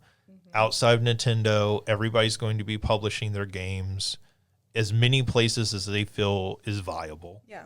Right. And right now, PlayStation's basically leaning into we'll publish our games everywhere except Xbox. Yeah. They showed off Disney Villains Cursed Cafe. This is sort of a visual novel using the Disney villains. Alicia, I told you that this, when I saw it in the direct, I thought, oh, there's an Alicia game. It looks like something that would very much appeal to you. Yeah, I was gonna. Yeah, I think I said this the other day too, and I'm like, if it's like $10, I'm okay. It's $15. Maybe I'll get it at some point. You're like crafting potions to give the Disney villains what they want, or a taste of what they need. So I'm like, am I also a villain? I do like the Disney villains. I do like the Disney villains, and I do. Yeah, I feel like this just looks like the Disney villains are definitely the hook. Yes. I don't know that I would be interested if it wasn't the Disney villains, Yes. but it is the Disney villains, so I probably will. I want to make a potion for Ursula. I'm pretty sure they showed her as being in it. They showed Ursula. The big ones that they kept Gaston, showing were Maleficent and Gaston, and then Ursula was their extra. in They all of showed these- Captain Hook, In these pictures, they also show Yzma, Cruella de Vil. Yeah, so it's got the biggies. Yeah. I feel like people would want. Yeah. And it had a neat like 2D animated art style. Like I thought the villains looked good. Yeah, And they look like they do in their movies, which is really nice. Yeah.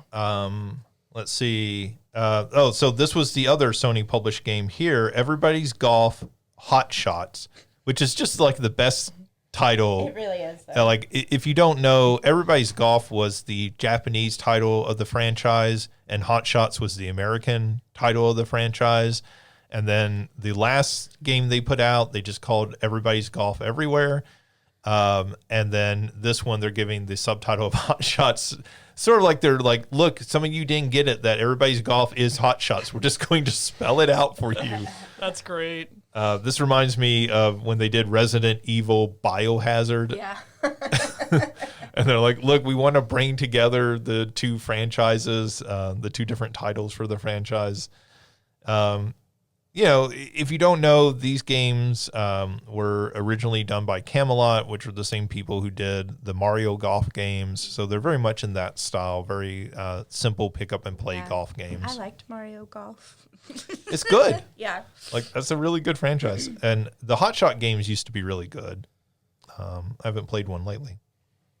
They showed off a game called Witchbrook, which is not Harry Potter, but it is a school where you're learning to be a witch. Yeah. So Yeah. So for those of us who are boycotting Harry Potter, but I kind of miss it. Ta-da. And this had a really cool kind of isometric pixel art style to it. It looked sort of like a 16-bit role-playing game.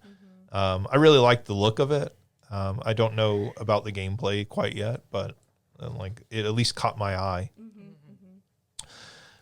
They showed off Gradius Origins. So this is a collection of all the classic Gradius games. And the sort of highlight of it, I think, was that they showed off Salamander 3, entirely new game that is being included in this collection. If you're not familiar with the name Salamander, you probably know the original Salamander better by the name Life Force on the NES. That's what it was released at here. It was called Salamander in Europe.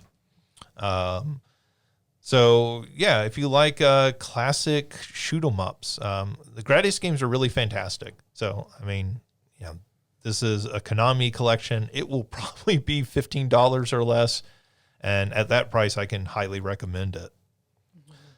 They showed off some more footage of Shadow Labyrinth, which is the Pac-Man sort of game. I have just like no idea what to think about this, but it looks amazing, and I want to play it. I'm very excited. So this looks like a Pac-Man Metroidvania. Yeah. Where Pac-Man is your companion. You play as like a human character with Pac-Man as your companion. But like the thing they showed off in this trailer that I don't know if they've shown off before was there are segments where you enter a room and you take control of Pac-Man, and Pac-Man like sticks to the floor and ceilings and goes around. Yeah, like in a sort of classic Pac-Man style, going through a maze. And then there's parts where you like kind of like Venom with it, where like Pac-Man and you merge and you must eat is what it says in the trailer. I mean, this is so they had that Amazon Prime series, Secret Level. There was a segment of that about Pac-Man, which ties directly into this game. Just weird, right? But like, I mean, at least they're doing something kind of interesting with this. There's kind of a hook to it. I appreciate that it is like very clearly Pac-Man. Yeah. Are any of you familiar with the game Darkened Sky on the GameCube? So that is very much just like a typical like fantasy. Is that the Skittles game? That's the Skittles game. Yeah. It is a fantasy action game where you play like a wizard. but are you Mr. Wizard? No, you're like, well, you're a sorceress, I guess. So, but like you're casting spells, but you cast spells with the power of Skittles. And so like nothing about this game, if you saw it, screams What's the name of it again? Darkened Sky, but Sky has an E at the end of it. Like nothing, if you were to see it, says this is a Skittles game, but No. it is it is a Skittles game, and it's just the wildest thing ever. The thing is, the game is actually really good too, but yeah, it's a wild one. Oh my gosh, that's amazing. It is a game where it feels like they, at the very last minute, somebody at a very high level of the studio signed a deal for product placement with Skittles. Sure. And they were like, they went to the team and they said, you got to get Skittles into this game. And they were like, how the hell do we get Skittles into this game? It's your little like mana orbs turn into Skittles. Right. There's a thing with her picking up a Skittle. Like it has an S on it. It is a Skittle. I mean, it feels like one of those, during the Xbox 360 era, there were a lot of those advertisement games, games. Mm-hmm. Like there was a Chester Cheetah one. There were the famous Burger King games that you could get. And this one feels like all of those always felt like small, like almost kind of like mini games, not like full like games. Whereas this one is like kind of the opposite, right? It's like a full game where we're just going to like stick product placement in the most awkward way possible. Yeah, and those ones were like, but like on the surface were like very obvious. Yeah. Like it's the Burger King king. This is This one you wouldn't know. You would never know. You would have to like look through the manual to see that it's a Skittles game. It didn't come with a bag of Skittles in with the game, right? Like no coupon for Skittles like the Ninja Turtles game where like you bought it and you got a free Pizza Hut pizza. I don't know. You're right. That's a very bizarre game. And so like I make that connection just because it's like this is not Pac-Man, but it's like it is Pac-Man, I guess. Yeah. Yeah. I did not connect Pac-Man, and at first I saw it and I was like, oh, it's like a Pac-Man knockoff, and then it did that wah, wah, wah, wah, wah sound, and I was like, oh, it's literally Pac-Man. As soon as the person said that you and your friend Puck, and I was like, oh, this is the Pac-Man game, because it was like I'd forgotten that it was a and so just like, oh, that's right. So it was cool to see it more fully talked about, though. Yeah, I mean, that game could be like really terrible, and when you take an old property and you try to guss it up and make it look modern, right? Like there's the right way to do it, which is the Pac-Man Championship Edition, which are fantastic games. It was particularly that first one. And that's like the shining example. That's a example to everyone. How do you modernize a classic video game? This is another take on that could be terrible, but like it's actually kind of makes me more interested because it's like, how much of a train wreck is this going to be? Or is it going to be actually something really amazing? Yeah. It's giving Riverdale vibes. Yeah. Okay. Yeah. Yeah. Yeah, I can see that. Of like when Riverdale first came out, everybody was so hyped and like adored it, and then the more it went on, the more everyone was like, "What?"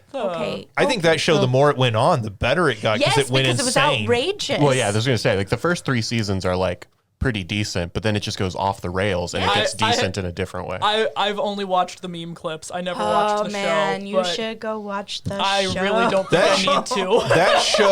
That show goes places. It does. Yeah. So it does. You never knew the highs and lows of high school football because you got arrested for running drugs for your nana in 4th grade. Yes, that's it. Well, it's more very attractive. serial killers. Like every the season, serial killer gene. every season has like a serial killer. Yeah. And one of them's like an 11-foot tall. A high school Named the junior or Gargoyle senior, I don't know how old Veronica is, opens a speakeasy. Yeah. With her dad, the like mafia king, who's very attractive. So if you need, you don't get to see his butt though, so no Master Chief. Well, then what's the point? Just watch it. Man, this episode. Sorry. Let's see. The final game that they showed off, at least we'll talk about, is the Eternal Life of Goldman. This is the game that I believe I sent in the private chat that when games look this good, like every other game, like should be embarrassed. Yeah. And like we complain often that at these shows, particularly like I feel like Sony's shows often, every game looks the same. Yeah. And the credit I'll give Nintendo here is these games we're talking about do not all look the same. No, not at all. And even something like The Eternal Life of Goldman, which is a much smaller sort of indie game, like that game just looks amazing. Yeah. It does. It looks like And it looks unique. I'll say I look at that right now and you know, it's only April, but I look at that and go, that's going to be on our Game of the Year aesthetic Yeah. list. Yeah. I mean, I say unique as far as its looks. It very much looks like DuckTales on the NES. Yeah. It is Oh, a how game. That is the plays. vibe. Yeah. Yeah. Like, I mean, it is very heavily inspired by that. Like, I will not accept that that game was not inspired by DuckTales. You have an old man bouncing around on a cane. Like, it is. It's like a hurricane. Okay, but like that game, I know it was bad, but it was also so good. DuckTales? Yeah. Oh, no. DuckTales is fantastic. Okay, good. I love that game. DuckTales is a bona fide classic. Yeah. That's a great game. It is so good. The remake that they did of it is not great. I don't think I ever saw the remake, but that, oh man. There are problems with the remake. Like I really wanted to like it. One of the problems is, and I feel bad about this. They brought Alan Young back to do the voice because he did the voice of Scrooge McDuck. Yeah. For those who don't know, Alan Young before Scrooge McDuck was probably most famous for Mr. Ed. He was Wilbur on Mr. Ed. Okay. But he did the voice of Scrooge McDuck and all the DuckTales cartoons, and for years did the voice. They brought him back in the 2000s when they were doing the remake, and he was like in his 90s, and like he just really couldn't do the voice. Yeah. And so that's problematic. But like more of the problem is they got the voice actors and they just wanted to use them. So like it's every 5 minutes the game just grinds to a halt to have characters come on screen and talk to you, and you're just like, oh no, like you've really hurt this game. So it's still completely playable. It's still fantastic. It still feels like DuckTales, but like the NES version is probably the version to play there. Yeah. So yeah, no. I would never badmouth DuckTales. Okay, That's a okay. fantastic game. The last thing that they showed off of note was Nintendo Today. They actually closed on this. They showed this last after any game. Which was a choice. Nintendo Today is an app for your phone where you can log on each day and they will show you fun Nintendo things. But only if you have a Nintendo Switch Online account. Oh yeah, you do have to. Well, I think you just have to create an account. Do you have to? I thought you had to have the paid account. I don't know link if you to have it. to have the paid or not. But like, anyways, here it is. I have it pulled up right now. So for today, Oh, you're gonna get sued by Nintendo. Yeah. Sharing classified member-only information. well, I've already sent you one screen grab from this. They're counting down the days to the Switch 2 Nintendo Direct. So like, that's the first thing that's listed on here. And then it's like different stuff. Like they have Bomb Battlefield from Mario 64. I loved that game. And like it's What about it? Here's Just an a image? Well, I here's a love that. tip: race against Koopa the Quick Yeah. and reach the goal at the top of the mountain first to win a Power Star. That's not a tip. That's just the That's just what you have to do. yeah. yeah. I also like that they're giving tips for a game that's 30 years old. Yeah. Don't say how old it is. That's not on, and it's not on the Nintendo Switch Online, is it? It is. Yeah, it is. Is it? Yeah. Okay. Yeah. Well, I knew they sold that separately as part of that that 3D 3D All-Stars. collection. Yeah. No, it is on Switch Online. Okay. Yeah. Because there was a big conversation. The version of it makes speedrunning it. Certain speedruns of it are basically impossible. Yeah. Okay. Well, one of the other things they show in this, one of the other things you can click on is secondary artwork for Fire Emblem. which I guess this is alternate artwork that they created for one of the Fire Emblem games. Oh. Cool. That's pretty. So, I mean, they had like a little comic one day on here. It's weird. Well, it wasn't the first day that the first announcement Was the Zelda movie. was the Zelda movie the release Zelda date. release date, which is March March 26th, 2027. Yeah, so one of the speculations I've read on this is that this is Nintendo trying to preemptively get ahead of what they view as problems coming to social media. So the fact that, here you have a company that one of their main ways to communicate with the public, right, is through Twitter or X. And Twitter is now run by, let's just be honest, somebody who basically proclaims himself to be a Nazi. And Nintendo is looking at going, oh man, do we want to be associated with this? Yeah. And what happens when this potentially implodes? Do we lose this connection to our customers? Can we build a way where we create a unique social media way for us to connect directly to our customers that's not relying on anyone else? And that's what this sort of feels like. That makes more sense. But my question is like, It's a much more optimistic view. Because when you first said it, this is Nintendo's way to sell your data, to get all of your data and then sell it. but I mean, like you have to wonder like why do this, right? Like what is the advantage? Like how are they going to keep people invested in checking this on a day-to-day basis? Yeah. Like it's kind of neat to check leading up to this event, but after Wednesday, right? Is there going to be a reason for me to ever open this app again? If it's just like a little image like that, I could see like, oh, that's part of my morning routine. What cool art. Like if it was just art, I'd be probably click on it every day. Right. So you're like you said, little comics or something like that. Yeah, stuff like that. Like I could totally see it. But if it's, I'll be interested to see how much like news. I mean, you is like shared Mario on it. 64. Mm-hmm. So like you could use tips. Sure, absolutely. It's not one of those. That's Did not. you know that you could race? Well, that's and the speed run doesn't do that star, so it's right. like I now know how to do it. Yeah. I mean, look, yeah, you just didn't learned know. today. Yeah, exactly. That's why you could Well, only do the I've- 18 I've Your stars. only ever run- gotten 119 stars. I was going to say, your speed run doesn't do that one, but I've seen speed runs that do. Well, if you're getting all 120 stars, I never knew how to get that one. Yeah. Not that doesn't. I mean, like I guess I could have like pieced it together because you race Koopa again on Tiny Huge Island, and so maybe like I could have, but I didn't know that the flag was on top of the mountain. Yeah. How on earth would you have ever figured that out I without mean, like you Nintendo expect me today? to do that much exploring? Yeah, I mean, we'll see what they include in here. I actually thought when I saw this, I wondered, are they going to do pre-orders for the Switch 2 through this? That's what I was like. I was like, this is them trying, how many leaks there were about the Switch 2. Yeah. That was my thought. I was like, this is them trying to kind of get a better handle on we're going to distribute the information faster.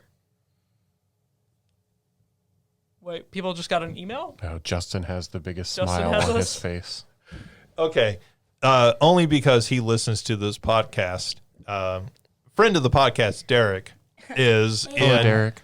Hi, Derek. is currently in jolly old England Oh, fun. with a mutual friend of ours, and he sent me a picture from a location there, a retail chain that I had sent him a photo of, and I said, when you go to England, you got to go to. Oh, God. You gotta go to Poundland. So my two single straight male friends went Are to in Poundland together. Poundland together. Yeah.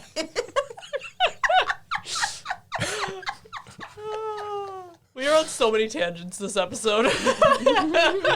You don't understand this picture. This No, it's picture will be glorious. used for years to come. This picture might be the picture that goes on the I was going to the say, episode. you said he's single. He gets Oh, married. man, you're Here's right. my friend at Poundland. This should be the cover art for this episode. Yeah. Derek is gonna see that picture. He's like, "What the hell?" Thanks for being such a good listener. That's actually not Derek in the picture. okay. That's our other friend in the picture. So Derek's gonna see it and go, "Hey!" Derek was smart enough to not put himself in the picture. See, because Derek's smart enough to listen to this podcast. Yeah. He's smart enough to not send that picture. Matt, our other friend, not smart enough to listen to this podcast, so he'll get mocked and ridiculed instead. All right, so they may actually be listening to this in England when this episode goes up, so they can hear this. Thank you for our cover art, Mark. Matt. All right, so that was the Nintendo Direct. We'll talk more about the Nintendo or the Switch 2 Direct here in a few minutes. But some other news just to wrap up going on in the game industry. Assassin's Creed Shadows is the second biggest series launch ever. I believe this is only behind Valhalla. There was a lot of fear and speculation that Shadows could potentially bomb. It obviously got delayed multiple times. I think that certainly Ubisoft needed a hit. I think that franchise needed a hit. Yeah. Mm-hmm. And so, there was all the the annoying, people mad that there was a black character in it and the other character was a woman. And obviously, that does not seem to have hurt the sales of this game at all. So that's good to hear. And, again, I've heard good things about the game, though haven't played it myself yet. The WB was working on a Mario Kart style crossover game that got canceled in light of the Multiversus failure.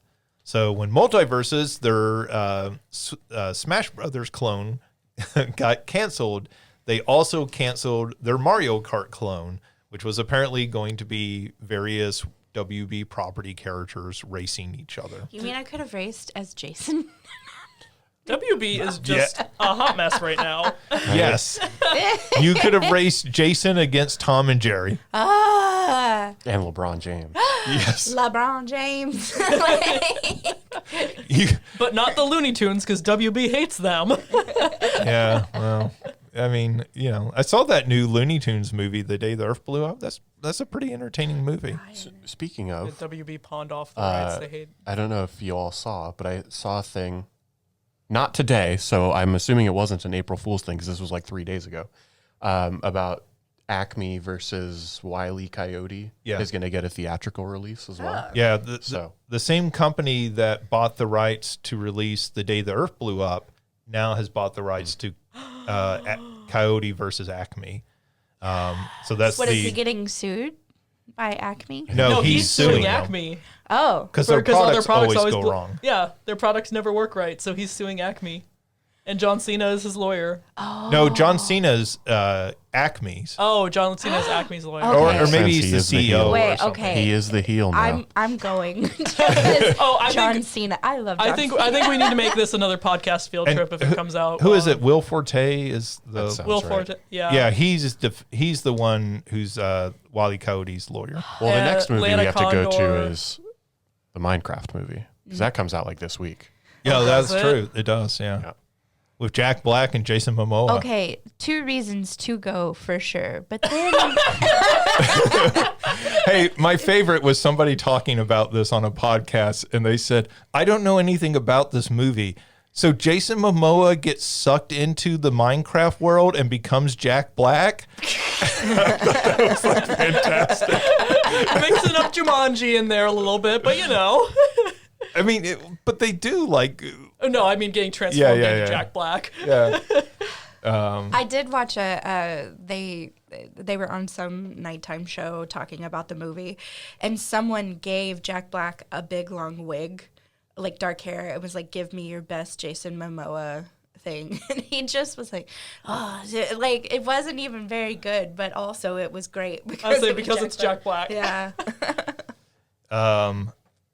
Yeah, so this is, there's not a whole lot to talk about with this, though we got a lot out of it, apparently.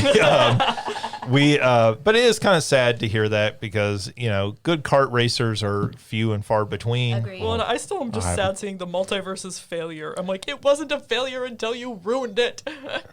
I guess I would have been skeptical of it being a very good one. Yeah. Well, I mean, I'm picturing Garfield kart. I'm not going to lie to you. Okay.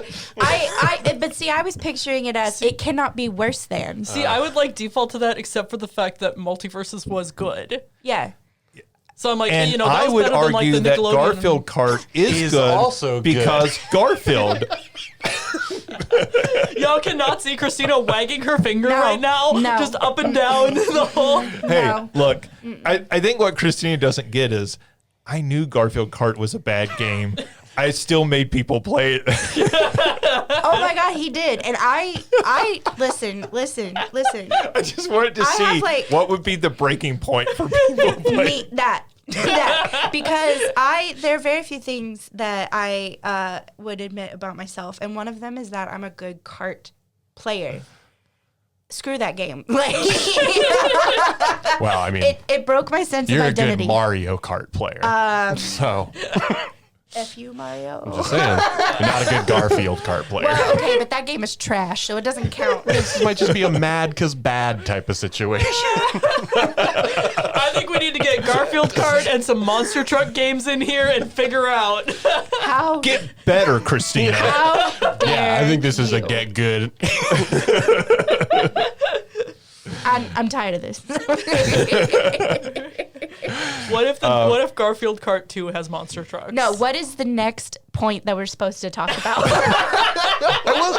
I will say that Nickelodeon kart game is actually more acceptable as a game. Like it actually plays decently. It's not near anywhere as good as a Mario Kart game. Yeah, but like the I didn't even Crash, know there was a Nickelodeon one. I knew there was that Disney Yeah, one. there's that been like just- 2 or 3 of them. the Crash Bandicoot one's great. Diddy, sure. Yeah, Diddy yeah. Kong, of course. Like Diddy Kong Racing's good. The Sonic Transformed is fantastic. That's a great game. so, And there are good ones. and then there's Garfield. Hey, Garfield was fantastic. Sure. Me sitting there playing it with people and watching the slow Justin had a great time playing that. watching the slow realization on people as they were like, "What is this game? Why is it so bad?" Even Cruisin' USA, which I had on Nintendo 64, was better. Oh yeah, There. well, Cruising USA is a Cruising's good fine. game. Yeah. I'm just saying. Okay. Mario's like I can state facts here as well. most uncontroversial statement. Look, Borderlands is a bad movie. Even compared to Casablanca, it's a bad movie. You did not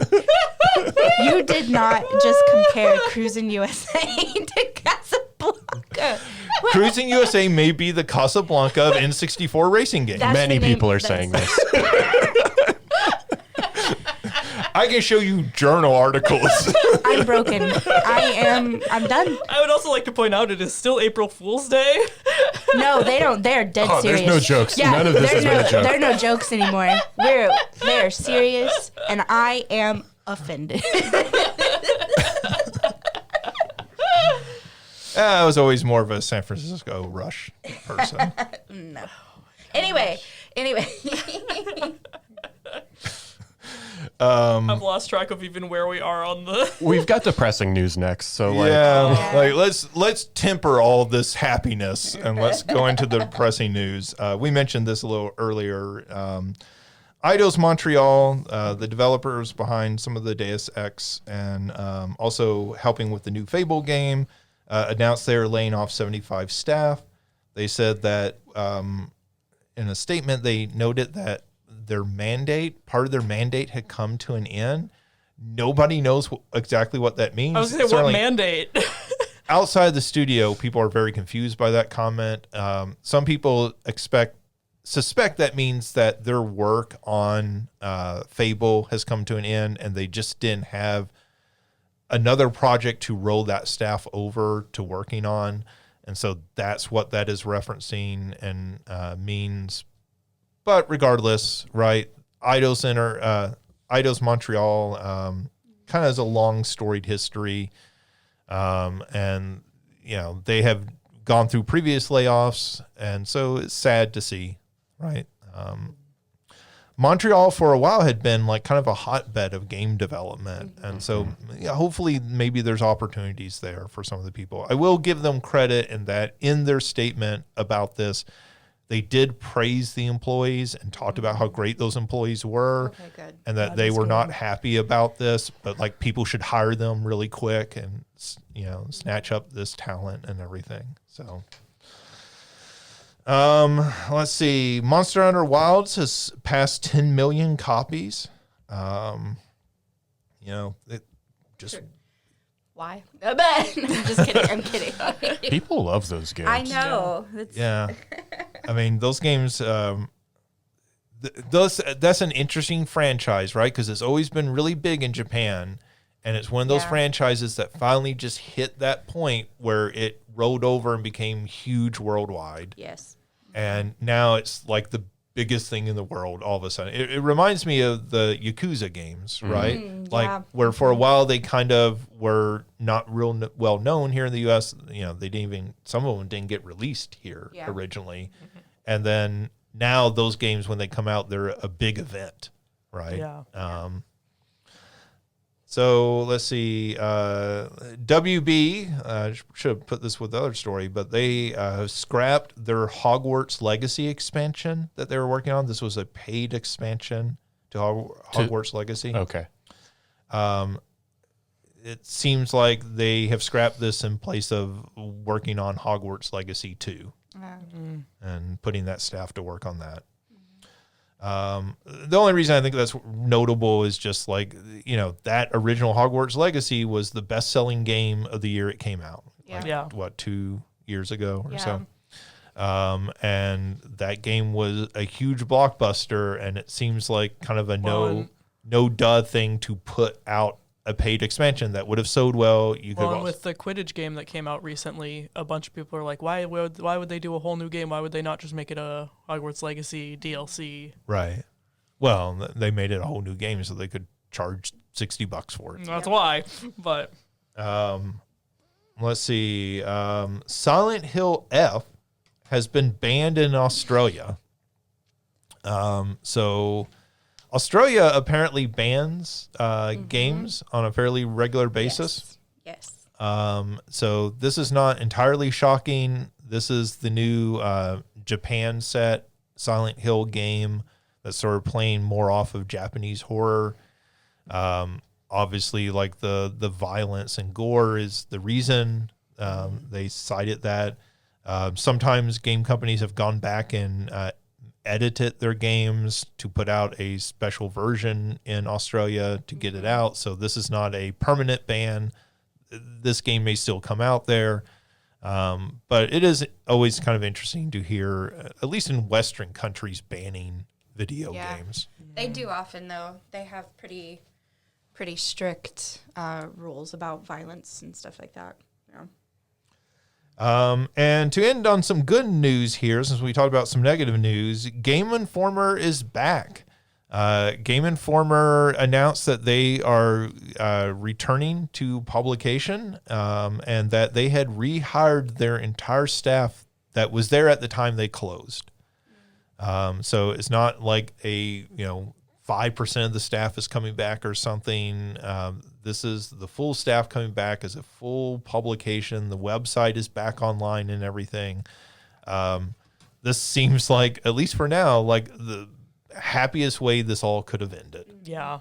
Well, and it was really nice seeing, Sega and Nintendo and everybody be like, yes, we're so happy. Go celebrate Game Informer being back. And like just getting to, because, we talked about when they shut down how weird it was and how like that was just such a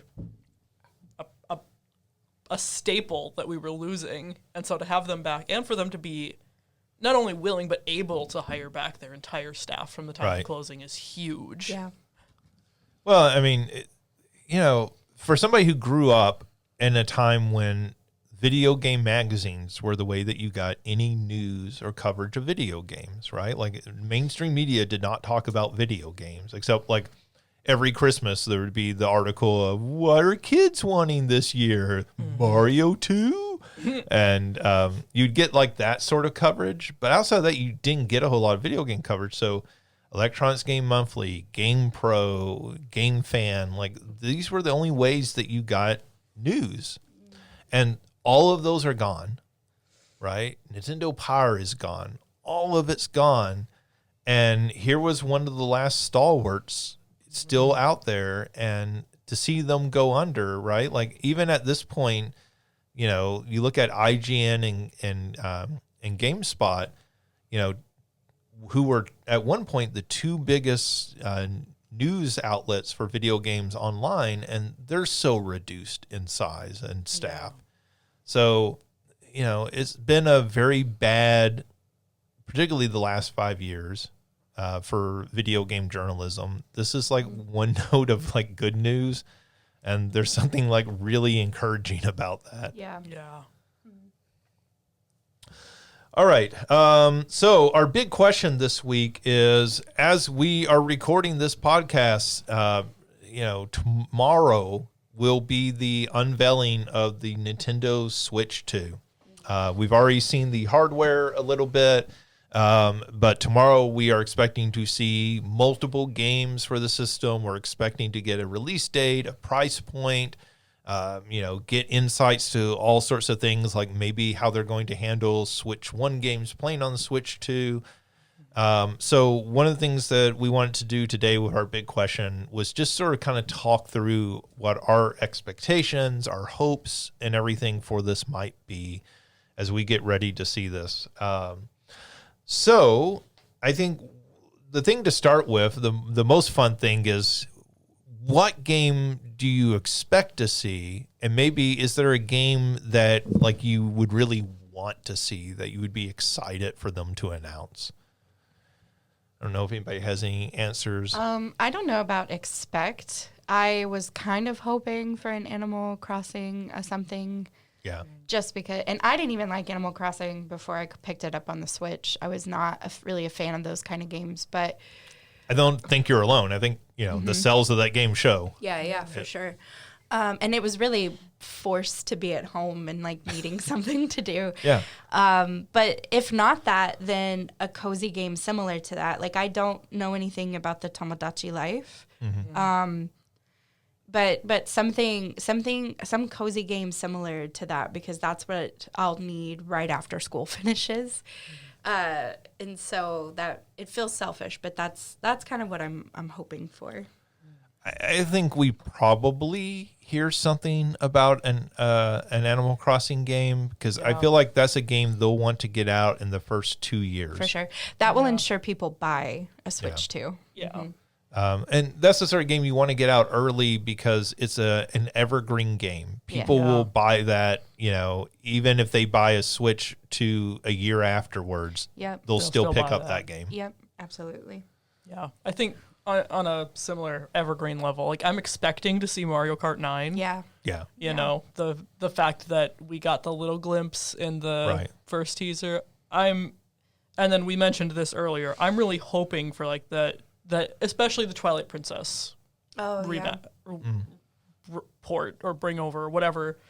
That's one that I really wanted to play when it first came out, and it was too expensive. Yeah. And so it's one that I've never gotten to play that I've always wanted to. So ever since I heard that they had it, I've been like, come on.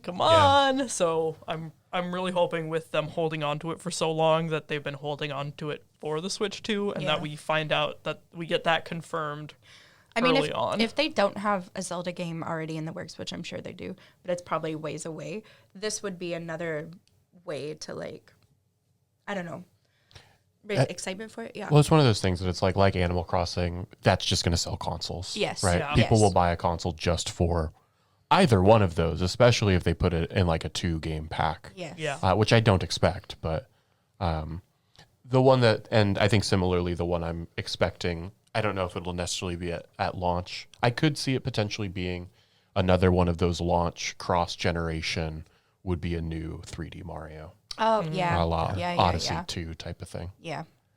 Yeah.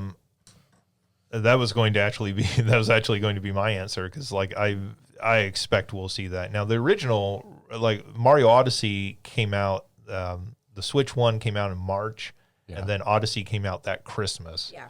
So and that was what, 2016? 16, Yeah. It We're was looking my at first year at Boise. Almost a decade ago. Yeah, Yeah. that's my first year undergrad. And they've done other stuff in between there, right? Like so that's the same team that did the Bowser's Fury. Yeah. And but Honestly, another game like that too, like Mario game, that's probably one of my favorite Mario games besides like 64. 3D. It's the World. 3D world. Yeah. Yeah. I really enjoyed that. I like 3D World quite a bit. I feel like that game got kind of slept on the Wii U. Agreed. I mean, just like the Toad one. Captain Treasure Toad. Tracker. Yeah. I had that one on Wii U and it was great. Yeah. I think the other thing I'll be interested in seeing is, I mean, it didn't show any of it in like the tech demo, but I know that there was like the speculation or like hope that maybe you could do the simultaneous, like it could work it similar to the Wii U tablet. So like, you know, you could have it on sort of a big Right. screen And you and you have could have a something else. tablet. And so like Yeah. for some of those like 2-screen games, so like DS games, or I think Yeah. about some of the Wii U games that never got ported over. I think Yeah. about like Color Splash Yes. that really took advantage of the The Star Fox game. sure. And so I could see if that's a thing that it's able to do. If it doesn't do that, then obviously that's not going to happen. It But, would like, be, to me, it would be smart because if they're going with putting games online that, you know, like the N64 and stuff, it would make sense to do that so that they could put the 3DS as an option. They would make money from that because I know people would pay extra on their Nintendo whatever thing to play DS games. So Right. the other thing I also don't know if it would happen just because it seems like their goal is to just port them or remaster them, but to see a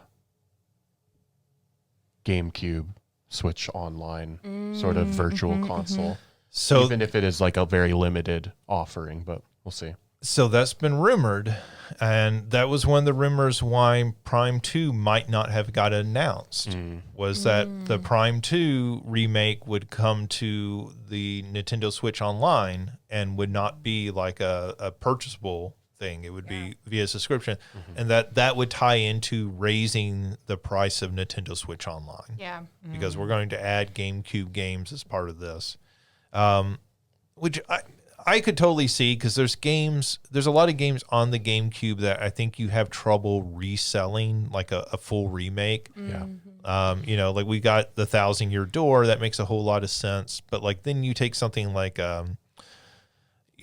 Wave Race, Blue Storm, That's exactly the game I was thinking of. and I would love a new Wave Race, but I don't know if you just put out that Wave Race again, if a lot of people are going to buy that Yeah. as like a remaster or something. I want to say that Wave Race was a GameCube launch game, or it was It was very close, very yeah. early Yeah. in that lifespan, and so Yeah. it seems like that would be a good type of like mid-tier launch. So like I think that would be very cool, or something even like an F-Zero as one that's like a let us reintroduce this franchise Right, to you yeah. type of Yeah. thing. Yeah. I think Nintendo has like they've got clearly like the power hitters, right? But you've got a number of like those B and C tier, yeah. B and C tier franchises as well. That are like around merely for nostalgia, like F-Zero, stuff like that. yeah, but it would be great to see like get something, whether that be an F-Zero or a Star Fox Star or Fox would be great. I don't know, any of those. I lost sort Mother of my 3. train. Yeah. We'll never get Mother 3. I think, you know, like looking at it, and well, I think we will get Mother 3 at some point. I think this is the sort of event where you announce a Mother 3, right? Like, hey, this is coming to Nintendo Switch Online. We're raising the price, you know, from $50 to $60 a year But here's or what whatever. all you get. But we're adding Mother 3, and people would lose their minds. Yeah. Yeah. And I would probably pick up the phone and call OJ if they announced Mother 3. I expect that tomorrow we will see some new property from Nintendo. I think they'll like try to do some original game that shows off the like features of this new system. So, you know, they have the mouse functionality as part of this. We're all pretty sure that's part of it, right? Where you're going to be able to use the Joy-Cons in a mouse-like function. I think much the way they did with 1-2 Switch and snipper clips, you want to have a game that shows that off to the best of its ability. I think there's the possibility you take Mario Paint and you announce that for Nintendo Switch Online. Yeah. Or you do an updated version of Mario Paint. I don't know if there's a lot of excitement for that because like kids have iPads that have really cool like paint programs now. But I think there is an opportunity for them to do something with those new features. Or a new Mario Maker. Yeah. Well, and they've done that, right? With the last 2 generations. You figure the Switch had ARMS, was a new IP, and the Wii U had Splatoon, which was a new IP. And so they've kind of kept in line with like each one is getting something new. And so even if it's not immediate, because you know, just in the sense of like, I don't know how much a brand new IP would sell. Like if that's going to move consoles the same way that a Mario or a Metroid would, but I would not be surprised if like very early on we see something new. If the Switch 2 comes out in summer, we get a new IP for Christmas. Yeah, I could see that. Well, and I think that launch window is the time that you do launch new IP. Sure, yeah. Because people are so desperate for games, right? Like that day you get your Switch 2. Like if you pre-order a Switch 2 and you want new games to play on that, right? And so if this is a new game made by Nintendo, you're much more likely to buy it at that point. Yeah. You know, than you are 6 years into the console's lifespan. Where, right? Like something like Tomodachi Life, I'm interested in that. I can't say that I'm going to buy it. Yeah. I also think you get a good sort of, I don't know, marker as to whether or not that new IP's got legs. Yeah. Right. Yeah. You know, and the same way Splatoon blew up. Right. We've gotten 3 Splatoon games in the 10 years, more than that, 15 years it's been around. Whereas ARMS, I could see us potentially getting a second ARMS, if maybe not immediately, but like if they were to take another chance at it. But I also just don't know if the motion controls are necessarily the way to go. Yeah. Well, I mean, I'll give you another new franchise that I think they will absolutely bring back, and that's Ring Fit Adventure. Oh, sure. Yeah. That game was a huge seller. The new design of the Joy-Cons will not work with that original ring. So I think absolutely they have to make a new one of those. And I can't imagine them not making a new one because that first one sold so well. And that's another one that again, people would buy a console for. Yeah. Yeah. You know, and I think that just ties back to how popular like Wii Fit was. Right. I think those fun fitness games, right, like really connect with an audience. You know, I think as far as games I'd like to see, I'd love to see a new F-Zero. I don't think we'll get it at this event, at least, because we're getting Mario Kart. Yeah. Right? Sure. Even if Mario Kart is not a launch game, I think it will be. But, like, even if it was their Christmas game, right, Yeah. instead. I bet it's a launch game. You're not going to release F-Zero in that same window or even announce it. You have to wait a few years to announce a first-party racing game again. You know, I'd love to see a new Star Fox. I think just making a very classic, you were talking about Star Fox 64. I think making a game very much in that style, again, even if it was a smaller game, right? Like, even if hey, we're going to do this, it's a $20 game. We gave it to a side team, right, to make this. I think that would get a big pop out of the audience. Yeah. And, you know, like that's a franchise that I feel like Nintendo keeps coming back to because it seems like they know eventually they can potentially get that right. The problem is they keep doing the same storyline. Like for Star Fox? Yeah, if they would go like beyond Corneria or that Lilat system kind of thing. Right. Like, I think it would be fun to see other parts of that universe. Something other than Andros. Yes. Or even, I don't mind if Andros comes back as like just put us in new maps even. Because even Star Fox Zero that came out on the Wii U, like there was like one or two new things and like one or two new like vehicles, but it was mostly the same thing. Right. Talking about GameCube games that could go to Nintendo Switch Online, though, there's Star Fox Armada and there's Star Fox Adventures, Yeah. which are both games like Star Fox Adventures. I don't see getting a full remake. There are definitely a number of those, and I think I think Wave Race is a good example. I think Star Fox Adventures, like people would love to see something like that, but I don't know if you devote all the time and energy to like fully remaking it. But I would pay more to get the Nintendo Cube stuff to like play sure, some of that stuff absolutely. because I didn't have a Nintendo GameCube. The other one, maybe it would be more in line with getting a remake, just in terms of like differences in the technology. I don't know how well it would play, but from the GameCube was, I don't know what the full name is, Sanity's Requiem or something like that. Eternal Darkness. Yeah. You know, I don't know how well that would play on like a GameCube essentially emulator. Right.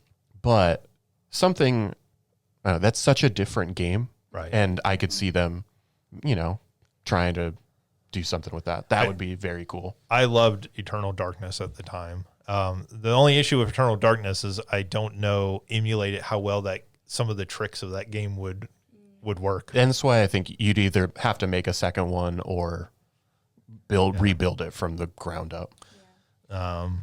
If you don't know, those listening, Eternal Darkness, very famous for its sanity effects. And so like the more you took damage or the more like you encountered horrific images within the game, because it's kind of a little bit of a horror game, a little sort of Resident Evil style, that your character would start hallucinating.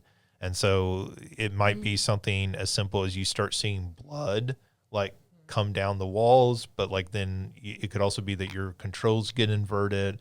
It could be that you play a segment of the game and the entire segment of the game is a hallucination. Oh wow. And it did a lot of like breaking the fourth wall, right, of these things, of like your screen would go black and it would reset your game and tell you your save was threaten corrupted. to like break your, delete your saves and stuff like that. Yeah, it was at the time that was really a groundbreaking game. Yeah, so those are some of the games. They have announced that they're going to do a 2-day Treehouse Live stream. So this would be Thursday and Friday after the introduction. And they're going to be playing Switch 2 games as part of that stream. So, these games are far enough along they can set and play and show off extended gameplay.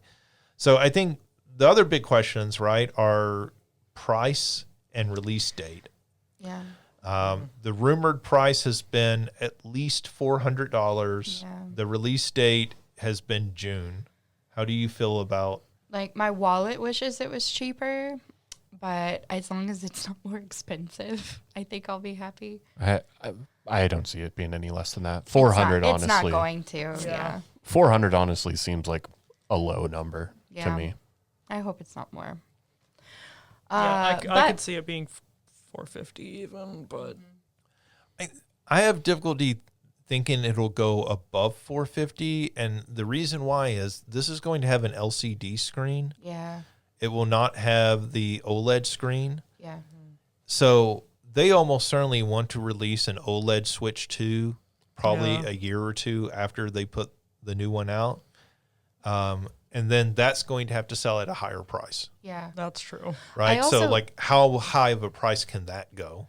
I also have always thought of Nintendo as obviously the family game console. Right. And so they're not only is it not as powerful as some of the others, but also for that reason is kind of why prices kept relatively low. Right. Yeah.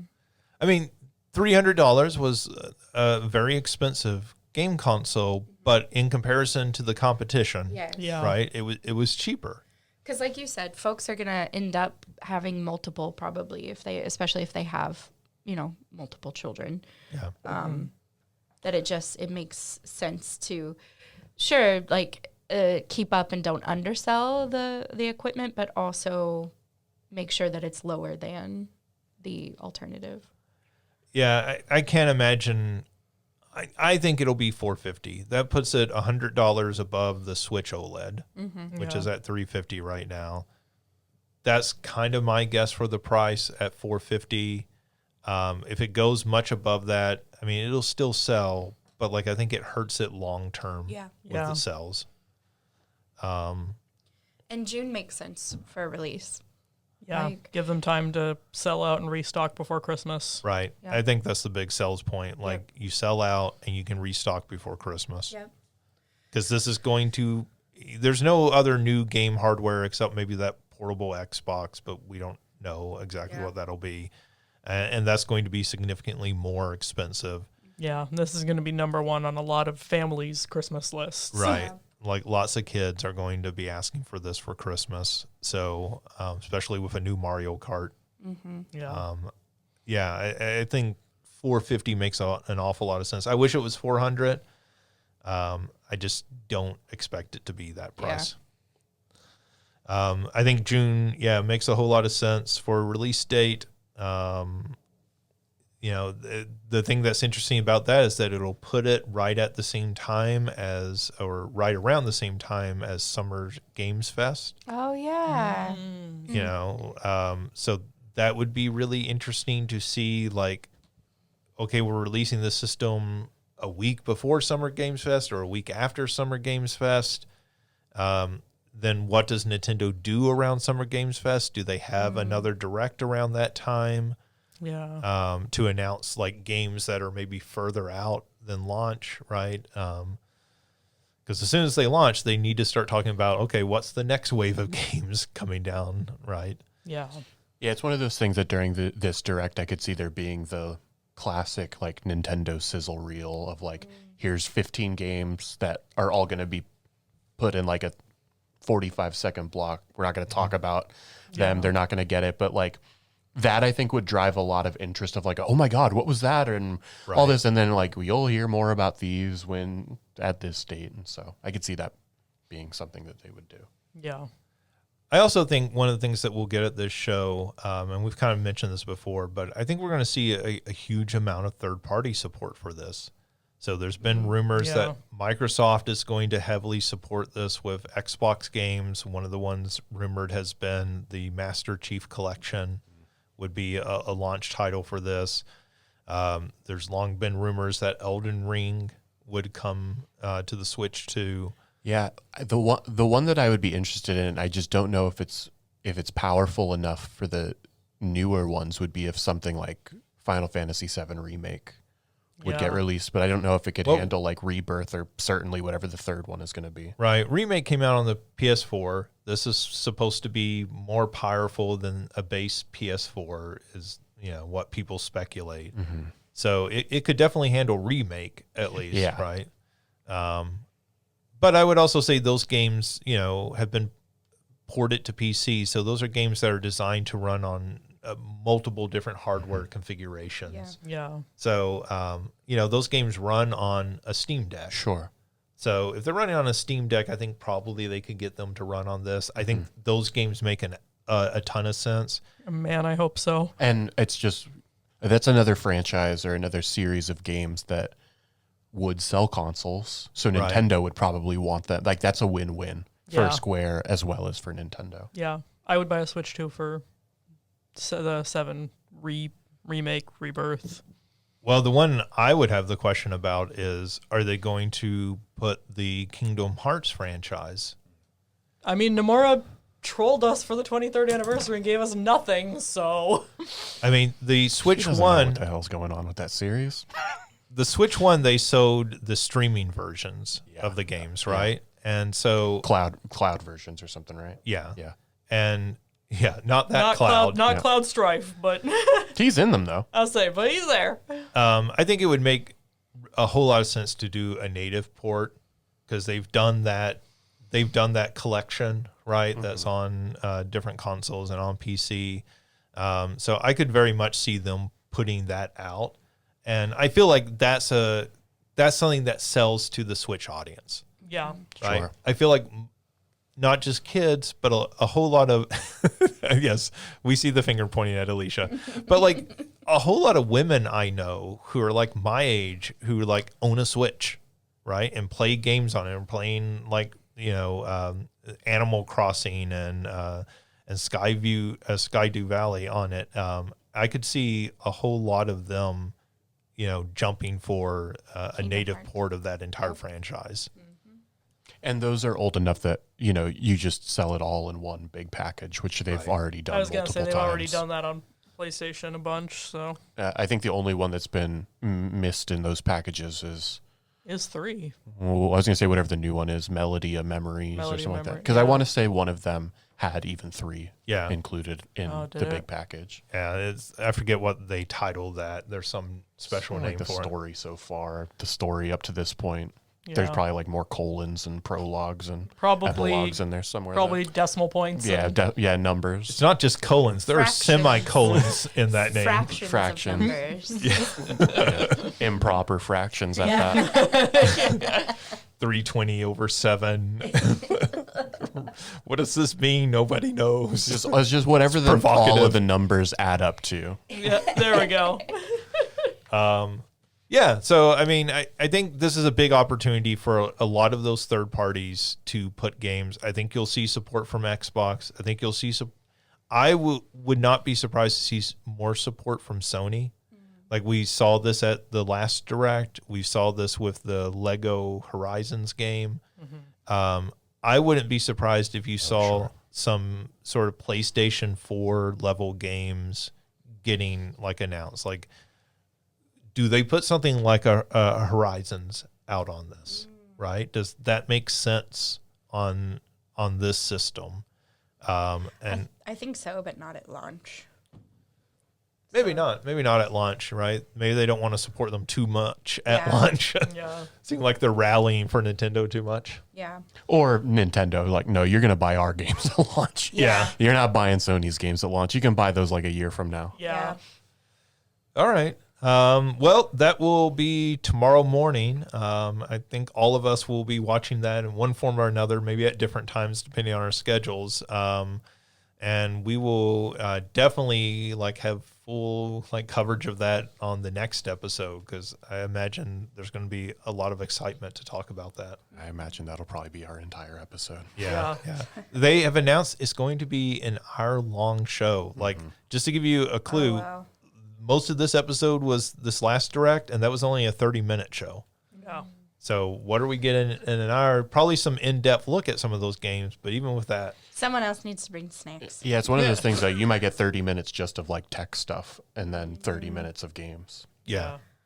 I imagine like Mario Kart will get a very in-depth Yeah. look at that, right? Like that's something you get 5 minutes with extensive gameplay, explaining the new gameplay differences. Walking through the Donkey Kong design difference. Yeah, that people were very worked up over. All right. Well, let's wrap it up for this episode. Thank you, Alicia and Christina and Mario. Thank you for everyone listening. Thank you to Derek for sending us your documentation of Poundland. And with that all said, we will be back next week with another episode. Until then, have a great week and play something fun.